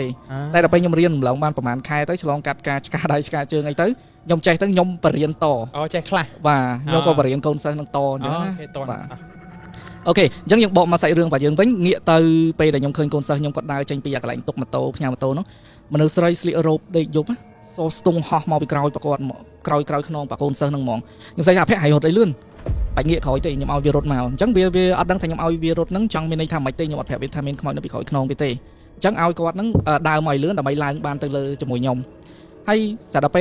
ពេលដែលគាត់ឡើងទៅដល់លើគាត់រៀនអីមួយខ្ញុំអីហើយអញ្ចឹងដល់ម៉ោងដែលកូនសិស្សគាត់ត្រូវចេញទៅផ្ទះហើយធានាត្រឡប់នៅវិហារពេលដែលកូនសិស្សគាត់ចេញទៅផ្ទះអញ្ចឹងយើងជាគ្រូហ្នឹងយើងទៅឈរនៅមាត់ទ្វារលបងដើម្បីជូនតំណែងកូនសិស្សអញ្ចឹងពេលដែលកូនសិស្សចេញអស់អញ្ចឹងទៅបានយើងបិទទ្វារលបងពេលដែលខ្ញុំឈរជូនតំណែងកូនសិស្សហ្នឹងចេញទៅអស់ហើយខ្ញុំថាខ្ញុំរៀបទៅផ្ទះដែរឯងតែខ្ញុំភ្លេចថ្ងៃហ្នឹងដូចជាភ្លេចកតាបឯងខ្ញុំភ្លេចបាត់ហើយខ្ញុំដឹងថាខ្ញុំភ្លេចអីខ្ញុំថាស្រែកឲ្យមិត្តរួមថ្នាក់ខ្ញុំម្នាក់ទៀតហ្នឹងដែលជាគ្រូដូចគ្នាហ្នឹងឲ្យគាត់ជួយបោះរបស់ហ្នឹងមកក្រោមឲ្យខ្ញុំស្រាប់ខ្ញុំទៅដល់ម្នាក់ហ្នឹងគាត់ទៅផ្ទះបាត់អីហ្នឹងអត់មានបណ្ណាគេនៅខាងលើហ្នឹងទេស្រាប់ដល់ពេលហើយមនុស្សស្រីដែលខ្ញុំឃើញហោះស្ទង់នៅពីក្រោយហ្នឹងនៅឈរនៅវេរ៉ាំដាឲ្យអើតមើលខ្ញុំចឹងក្នុងរូបឈរក្នុងស្លៀកពាក់បែបម៉េចស្លៀកសម្រាប់ពាក់សហ្នឹងតរ៉ៃហ្នឹងហើយមើលអោតមើលខ្ញុំចេះហើយខ្ញុំនៅស្រែកខាងក្រោមតែឲ្យគេបោះរបស់មកថាអត់មានបណ្ណានៅលើទេខ្ញុំម្នាក់ស្រីខ្ញុំអើតចឹងដល់ពេលខ្ញុំងើយមើលមុខអញ្ចឹងទៅខ្ញុំថាអូអត់កើតទេជាបែកនឹងមកទៀតអញ្ចឹងណាហើយខ្ញុំក៏ថាមិនបាច់ទេអញទៅផ្ទះហ្មងទៅខ្ញុំទុករបស់នឹងស្អែកចាំមកយកក៏ទៅបាត់ទៅរហូតម្លងដូចជាប្រហែលខែក្រោយមកមានសិស្សស្រីម្នាក់គាត់មកពីតាមខេត្តហើយសុំពហិនឹងស្នាក់នៅសុំគ្រូនឹងស្នាក់នៅហើយគ្រូនឹងក៏ឲ្យស្នាក់នៅក៏ស្នាក់នៅចំអាបន្ទប់ដែលខ្ញុំឃើញខ្មោចនឹងដែរហ្នឹងហើយរៀបចំស្នាក់នៅដល់ក្រោយមកទៅពេលថ្ងៃអាទិត្យឡើងពួកខ្ញុំប្រមូលកូនសិស្សទាំងអស់គ្នានៅគ្នាទៅបោសសម្អាតពហិពេលដែលបោសសម្អាតហ្នឹងបោសចំខ្លោងទ្វារធំរបស់គេហ្មងធ្លាក់កថាហើយនឹងកណាត់ពណ៌ក្រហមមូលជាប់មួយកថាហ្នឹងធ្លាក់ពីលើអាហ្នឹងខ្ញុំមិនដឹងភាសាខ្មែរគេហៅអីឈីទេហ្នឹងឯងឈីទេហ្នឹង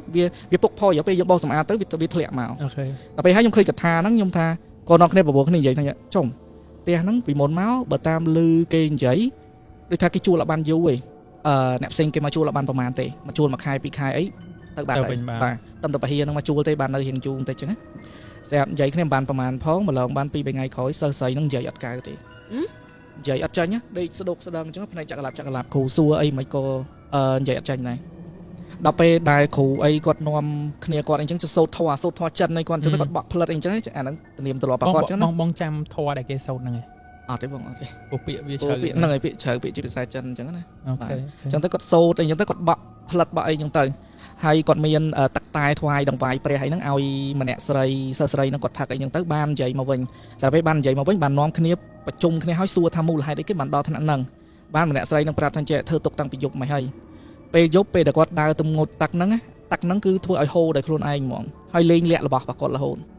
សាប៊ូកក់សក់សាប៊ូអីអញ្ចឹងគាត់យកចេញពីបន្ទប់កូនសិស្សពេលដែលនៅក្នុងបន្ទប់ហ្នឹងជាមួយគ្នាមិនមែនគាត់នៅតែឯងទេគាត់មានអ្នកផ្សេងទៀតនៅជាមួយគ្នាអញ្ចឹងរបស់គាត់ប្រើរៀងខ្លួនអញ្ចឹងសាប៊ូកក់សក់អញ្ចឹងគាត់យកពីក្នុងបន្ទប់គេងប្រគាត់យកទៅដាក់នៅអាបន្ទប់ទឹករួមហ្នឹងទៅស្រាប់ទៅដល់បាត់ហើយក៏ដើរបកមកយកម្ដងទៀតទៅយកទៅដាក់ទៀតបាត់ទៀតបន្លែងគាត់រហូតហ្មងហើយទឹកជួនកាលទៅហូរខ្លួនឯងអីអញ្ចឹងទៅហើយពេលដែលគ្រូគាត់ទៅចិនទៅអីទៅតៃវ៉ាន់វិញអស់អញ្ចឹងទៅគាត់នៅដេកយាមពហិអញ្ចឹងលឺស្នូពងប៉ាងធ្វើម្ហូបដាំបាយអីពេញជាក្រានបាយបាទហើយដល់ពេលចំថ្ងៃមួយចំអាថ្ងៃដែលគាត់បាត់មាត់ឈឹងដែលធ្វើឲ្យគាត់នេះហ្នឹងគឺគេមកឈរនៅលើក្បាលតនេកយាយចាស់ហ្នឹងបងកពីនីកម្មាហើយមានសត្វសេកមួយលើក្បាលមកច្អល់គាត់ហ្មងគាត់ឃើញស្រស់ភ្នែកស្រស់លើក្បាលឬក៏លើស្មាពីនីកម្មាហើយមានសេកនៅលើស្មាប្រកបបាទនៅលើស្មាប្រកបហើយលេងច្អល់ម្នាក់ស្រីហ្នឹងថាចេញពីកន្លែងអញមិនបានមកនៅដេកកន្លែងអញអីចឹងណាក្រែអីហ្នឹងកន្លែងអញអត់មានមកនេះទេដល់ពេលហើយបានផឹកឡើងហ្នឹងគាត់ទៅជាបាត់មាត់បាត់កូននិយាយអីអត់បានចឹងទៅដល់ពេលគាត់ដឹងខ្លួនឡើងគាត់និយាយរឿងហ្នឹងប្រាប់គ្រូអីទៅបានគ្រូហ្នឹងក៏នាំគ្នាដូរក្រែទៅទិញក្រែថ្មីអីចឹងទៅយកក្រែចាស់ប៉ាគេហ្នឹងទៅទុកខាងក្រៅអីចឹងទៅថាប៉ះគេអញ្ចឹងហ ហើយក្រោយមកក៏តែងតែជួបរយកូនសិស្សអីចេះណោះគ្នាជួបអញ្ចឹងដែរនៅជាន់ខាងក្រោមកន្លែងបន្ទប់ឡៅទឿអីហ្នឹងឡងក្មេងៗហ្នឹងឲ្យឃើញពេញហ្នឹងប៉ុន្តែគ្រូអីហ្នឹងគាត់ខ្លាចកូនសិស្សផ្សេងទៀតគេខ្លាចអញ្ចឹងគាត់ហាមអត់សូវឲ្យនិយាយទេរហូតទៅដល់ថ្ងៃមួយពេលដែលសិស្សស្រីហ្នឹងគាត់នាំគ្រូនាំខ្ញុំអីហ្នឹងដែរទៅលេខផ្ទះគាត់នៅស្រុកអានេះខ្ញុំនិយាយហ្នឹងគឺអាមិញហ្នឹងគឺខ្មោចនៅក្នុងព្រះវិហារតែអានេះខ្ញុំនិយាយតទៀតសាច់រឿងមានខ្មោចតទៀតអញ្ចឹងថ្ងៃដែលគាត់ហៅពួកខ្ញុំអីឲ្យទៅលេងផ្ទះគាត់ហ្នឹងពួកខ្ញុំហ្នឹងជិះម៉ូតូទេម៉ូតូដូចជា2គ្រូដប់ខ្ញុំមួយហើយនឹងគ្រូមួយទៀតដប់កូនសិស្សមួយទៀតជិះទៅលេងផ្ទះគាត់ដល់ពេលជិះតាមផ្លូវខែហ្នឹងខែភាសាភ្លៀងដល់ពេលភ្លៀងអាម៉ូតូកាលហ្នឹងដូចជា icon ធម្មតាម៉ូតូអូតូពេលដែលជាប់អាដីក្រហមហ្នឹងទៅអាពេលមេឃភ្លៀងអត់ទៅមុខទេជាប់ផុកហ្នឹងឯងជាប់ផុកហ្មងមិនមែនដូចម៉ូតូយើងដាក់លេទេហើយក៏ពួកយើងនៅគ្នាចុះបដាដល់ពេលបដាឆ្អែតហើយប្រាក់ខ្លួនដេកនៅលើស្មៅហ្មងស្រាប់ពេលប្រាក់ខ្លួនដេកនៅលើស្មៅគេនៅគ្នាដេកធម្មតាសម្រាប់ខ្ញុំប្រាក់ខ្លួនទៅនឹងងើយងាកមកខាងក្រោយមើលសិតតែភ្នោខ្មោចហ្មងនៅគ្នាដេកនៅវារហោឋានអញ្ចឹងទាំងកន្លែងហ្នឹងគឺភ្នែកអ្នកដតីគេមើលទៅគឺដេកលើវាស្មៅធម្មតាចើមផ្លូវធម្មតាតែខ្ញុំពេលដែលអស់កម្លាំងមែនតើទៅប្រាក់ខ្លួនដេកដល់ពេលងាកក្រោយមើលមានអារម្មណ៍ថាខ្លួនឯងដេកមិនមានអារម្មណ៍គឺឃើញភ្នែកស្រស់ហ្មងគឺខ្លួនឯងដេកនៅមុខភ្នោខ្មោចវារហោឋានពេញហ្នឹងហ្មងខ្ញុំក៏បានប្រាប់គ្រូថាខ្ញុំឃើញអីអត់ល្អទៀតហើយពួកគ្រូគាត់ដឹងថាភ្នែកខ្ញុំអញ្ចឹងគាត់ដឹងតែខ្ញុំមើលឃើញអីទៀតហើយខ្ញុំក៏ប្រាប់ថាប្រញាប់នៅគ្នាចេញពីកន្លែងហ្នឹងទៅព្រោះដោយសារវាចិត្តមេឃល្ងឹតដែរហើយក៏នៅគ្នាព្យាយាមអូសម៉ូតូហ្នឹងទៅបោចស្មៅបោចអីជូតកង់ម៉ូតូអីអស់ដើម្បីប្រញាប់ទៅមុខទៀតរហូតទៅបានទៅដល់ផ្ទះគាត់ខ្លួនប្រឡាក់ផុកអស់ហើយនៅគ្នាចូលសួរសុខទុក្ខម្ដាយឪពុកគាត់អីសំណេះសំណាញញ៉ាំអីតិចតួចអីហើយគេក៏គាត់ឲ្យគេងដែរព្រោះដោយសារអីសម្លៀកបំពាក់ស្តាក់ហើយយប់ទៀ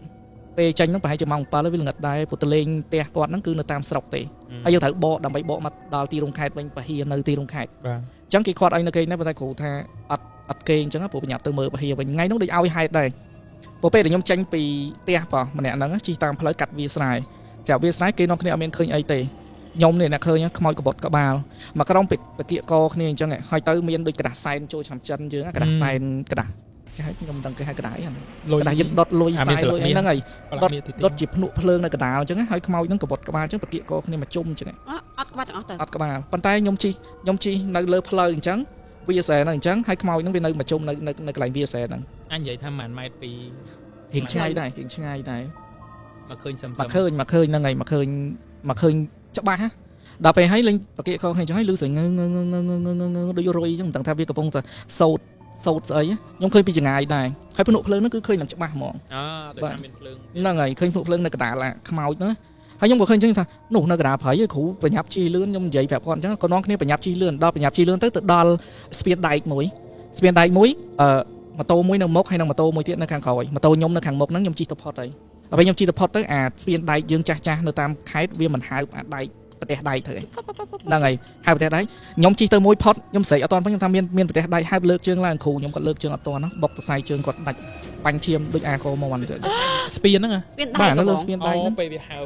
ហ្នឹងហើយពេលវាហៅបើកមាត់អញ្ចឹងខ្ញុំជិះទៅផុតហើយខ្ញុំហៅស្រែកប្រាប់គាត់ថាមានដែកហៅអញ្ចឹងតែយើងស្រែកអត់តាន់ព្រោះគាត់មកតអីមានណាគាត់លើកជើងអត់តាន់ទៅបុកផឹបអញ្ចឹងទៅស្នាមដូចគេកាប់ហ្នឹងហើយដូចគេកាប់នឹងអានេះជើងអញ្ចឹងត្រូវខ្លាំងបើឃើញលង្ហាមាត់ចេះហើយបាញ់ឈាមមកហើយដល់ពេលហើយវាសយត្រង់ចេះស្ទយត្រង់ថាអាថ្ងៃដល់ពេលដែលបុកស្វៀនគឺយើងនៅកណ្ដាលព្រៃវាល្ងឹតឈឹងណា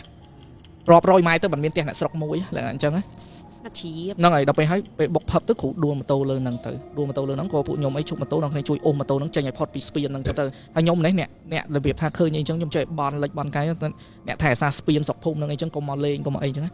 ក៏នាំគ្នាបដាលអញ្ចឹងទៅឲ្យគ្រូនោះវិញអូសជើងទាំងឈាមអញ្ចឹងណាឡើងរាប់សិបម៉ែត្រដែរហ្នឹងឆ្ងាយដែរកាលនោះតម្រាំតបានទៅរកដល់ឃើញពេទ្យសัตว์នៅក្នុងភូមិពេទ្យសัตว์អាហ្នឹងតល់មែនតើយ៉ាងហើយក៏គេមានអាកុលមានអីប្រាស័នដែរពេទ្យសัตว์ហ្នឹងគាត់បានប្រមូលយកអាគ្រឿងប្រដាប់របស់គាត់ហ្នឹងបតក់ថ្នាំអីយ៉ាងទៅដេហើយដេល្ងឹតទៀតដេឈួលពិលទូរស័ព្ទឈួលខ្ជីវដេចឹងនិយាយថាដេវាអត់មាននេះហ่าវាឲ្យចិត្តកុំឲ្យហ្នឹងហើយដេឲ្យចិត្តបាទ ចូលដេសัตว์ដែរហ្នឹងហើយដេមន់ដេជ្រូកដេអីហ្នឹងគាត់ដេឲ្យតែខ្ជិបអីហើយអញ្ចឹងបានឡើងម៉ូតូជិះមកវិញតម្រាំមកដល់ទីរួមខេត្តពេលដួលហ្នឹងម៉ូតូខូចមែនបានអត់ព្រមជិះសុខចិត្តបដាអត់ខូចទេគ្រាន់តែពេលដែលដួលទៅហ្នឹងវាថាមកបុកផឹបអញ្ចឹងទៅវាដួលម៉ូតូហ្នឹងទៅលើហ្នឹងអញ្ចឹងដល់ពេលលើហ្នឹងអញ្ចឹងទៅពួកខ្ញុំក៏ឈប់ម៉ូតូទៅប្រញាប់មកបដាម៉ូតូហ្នឹងដើម្បីចេញផុតពីស្ពានហ្នឹងសិនណាបាទចេញផុតពីស្ពានហ្នឹងអញ្ចឹងដល់ពេលផុតទៅយើងមិនជិះម៉ូតូយើងបដាហើយដល់ពេលដេជើងហើយបានជិះម៉ូតូអញ្ចឹងខ្ញុំពាក្យខ្ញុំនិយាយថាអូសជើងហ្នឹងមានន័យថាគាត់ ពេលដែលពួកខ្ញុំដោះគ្នាដប់គ្រូហ្នឹងគាត់កំពុងអង្គុយនៅក្បាលស្ពានហ្នឹងគាត់មើលជើងគាត់អញ្ចឹងណាតែទៅគាត់អូសជើងអញ្ចឹងឡើងលើម៉ូតូហ្នឹងទៅហើយយើងទៅមុខតិចទៅមុខរៀងឆ្ងាយដែរហ្នឹងតម្រាំទៅជួបអ្នកស្រុកតម្រាំជួបនឹងពេទ្យសัตว์ហ្នឹង យល់ទេបងអធិការ មិនមែនគ្រូអូសជើងដើរទេខ្ញុំចង់និយាយថាគាត់អូសជើងហ្នឹងគឺឡើងលើម៉ូតូដើម្បីយើងឲ្យផុតស្ពានហ្នឹងយើងធ្វើដំណើរខ្ញុំស្មាបដើមម៉ូតូរហូតដល់ពេទ្យសัตว์ហ្នឹង អត់ទេ ហើយបាទខ្ញុំសួរថាម៉ូតូខូចមែនចឹង អូខេ អូខេចឹងប្រហែលជាមានគ្នាយើងខ្លះយកច្រឡំអីតាមពិតខ្ញុំអត់យកច្រឡំទេតែខ្ញុំសួរឲ្យអ្នកនរគ្នាច្បាស់ អូខេតោះអញ្ចឹងយើងតទៀតហើយតម្រាំតែយើងដោះស្រាយបញ្ហាឧបសគ្គនៅពីមុខហ្នឹងហើយតម្រាំយើងជិះម៉ូតូពីកន្លែងដែលគ្រោះថ្នាក់ហ្នឹងវិលត្រឡប់មកដល់ពហិយដែលនៅទីរំខែហ្នឹងម៉ោងមិន12 10យប់យើងចេញពីផ្ទះហ្នឹងម៉ោង7 ល្ងាចអញ្ចឹងមកដល់នេះឡើងម៉ោងចង់2 10យប់ហើយបានទៅរកពេទ្យនៅទីរំខែហ្នឹងទាំងយប់ហ្នឹងស្រាប់ទៅដល់បានយើងជិះងឹតយើងមានតែចាប់អារម្មណ៍ហើយស្រាប់ទៅពេលទៅដល់ពេទ្យទៅបានឃើញអាស្នាមធ្នេហ្នឹងម៉ែហើយគេជិះធ្នេដូចធ្នេដេកអាវហ្មងអត់រត់ជួតអីទេដេឲ្យទៅបានអញ្ចឹងគ្រូហ្នឹងដេឆៅទៀតខ្ញុំភ្លេចបញ្ជាក់អាពេលដេកជិះហ្នឹងគឺដេឆៅទៀតហើយគ្រូចេះទ្រាំអញ្ចឹងទៅហើយដល់ពេលទៅដល់កន្លែងពេទ្យទីរំខែហ្នឹងគេកាត់អាធ្នេហ្នឹងចេញដេឲ្យគាត់សាថ្មីទៀតបាទ តែលើកនេះប្រហែលជាដាក់ស្នាមស្តុកហើយមើលទៅ បាទ អូខេអញ្ចឹងគេអត់ដាក់អាធំខ្ញុំធំអញ្ចឹងប្រហែលជាគេអត់ដាក់វិញ ហើយលេងដឹងឈឺមិនដឹង ហ្នឹងហើយលេងដឹងឈឺហើយ ដឹងដែរ នឹងទុកឲ្យ គាត់ថាតល់ហើយនិយាយទៅនិយាយមួយម៉ាត់គឺតល់ពេលហ្នឹង ឲ្យមករួចខ្លួនសិន ព្រោះតែបើបន្តឲ្យហូរឈាមអញ្ចឹងទៀតគឺអត់កើតទេព្រោះខ្ញុំទៅឈួល7មើលឃើញនឹងស្ញាញវាថាវាដាច់ច្រើនជាន់ណាសាច់គាត់ហ្នឹងហើយដាច់ច្រើនជាន់អញ្ចឹងពាក់ព័ន្ធជាមួយនឹងសាច់រឿងដែលខ្ញុំលើកឡើងហ្នឹងគឺមានបូបញ្ចូលជាមួយនឹងខ្មោចដែលឡងនៅក្នុងវិហារជាមួយនឹងខ្មោចដែលខ្ញុំឃើញនៅតាមផ្លូវបញ្ចូលគ្នាហ្មងទៅដើម្បីឲ្យសាច់រឿងវារៀងបានវែងបន្តិចប៉ុន្តែខ្មោចហ្នឹងមិនមែនឈប់ត្រឹមហ្នឹងណានៅមានតនៅវិហារហ្នឹងហើយនៅវិហារហ្នឹងទាំងប្អូនខ្ញុំអីហ្នឹងចេះឃើញដូចថាច្រើនដងដែរ បាទឥឡូវថែមកបើឃើញហើយហ្មង អញ្ចឹងបើដូចប្អូនខ្ញុំបកកើតអញ្ចឹងគាត់ថាពេលដែលគាត់ត្រូវឡើងសម្ដែងនៅពហិអីអញ្ចឹងទៅមិនដឹងការនោះចាត់ទុកថាគាត់ឈឺផងហើយខុសគ្រូបាត់ជាយខុសអីអញ្ចឹងណាចេះតាមជំនឿខ្មែរយើងប៉ុន្តែអីដែលគាត់ជាក់ស្ដែងហ្នឹងគឺគាត់ឃើញខ្មោចស្រីហ្នឹងមកដល់ច្បាច់កកគាត់ហ្មងច្បាច់កគាត់ហ្មងពេលហ្នឹងគឺគាត់នៅពហិដែរគាត់សម្ដែងហ្នឹងសម្ដែងបែបម៉េចបង មានន័យថានៅក្នុងពហិរបស់យើងពេលដែលមានកម្មវិធីអីមួយយើងតែងប្រមូលកូនសិស្សហ្នឹងដឹកនាំគ្នារាំជាការកំសាន្តអីឲ្យក្មេងៗមើលអញ្ចឹងណា បាទអញ្ចឹងពេលហ្នឹងគឺគាត់ឃើញខ្មោចហ្នឹងមកសកត់មកច្បាច់កគាត់ណាគឺអាហ្នឹងខ្លាំងហើយគ្រាន់តែថ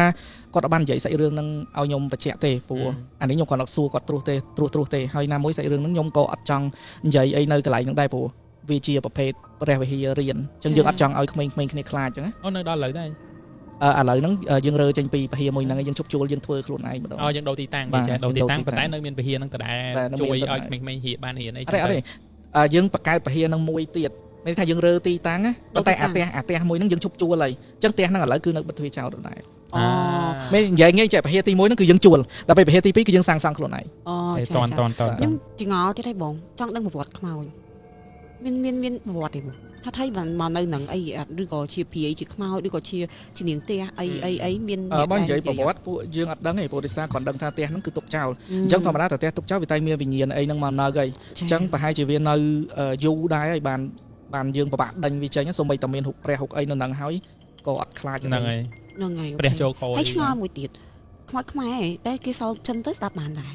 រយើងអត់ដឹងថាស្រាប់បានហើយបានប៉ុណ្ណឹងព្រោះយើងអត់មើលឃើញរូបរាងហ្នឹងប៉ុណ្ណឹងបាទអាចនឹងឃើញគេសោចិនទៅគាត់ក្តៅរលាអីអញ្ចឹងណាព្រោះអីធွာអីអញ្ចឹងណាអាចដែរជួនកាលទៅធွာហ្នឹងមនុស្សស្ដាប់បានតែខ្មោចស្ដាប់បានអីអញ្ចឹងចុះនេះ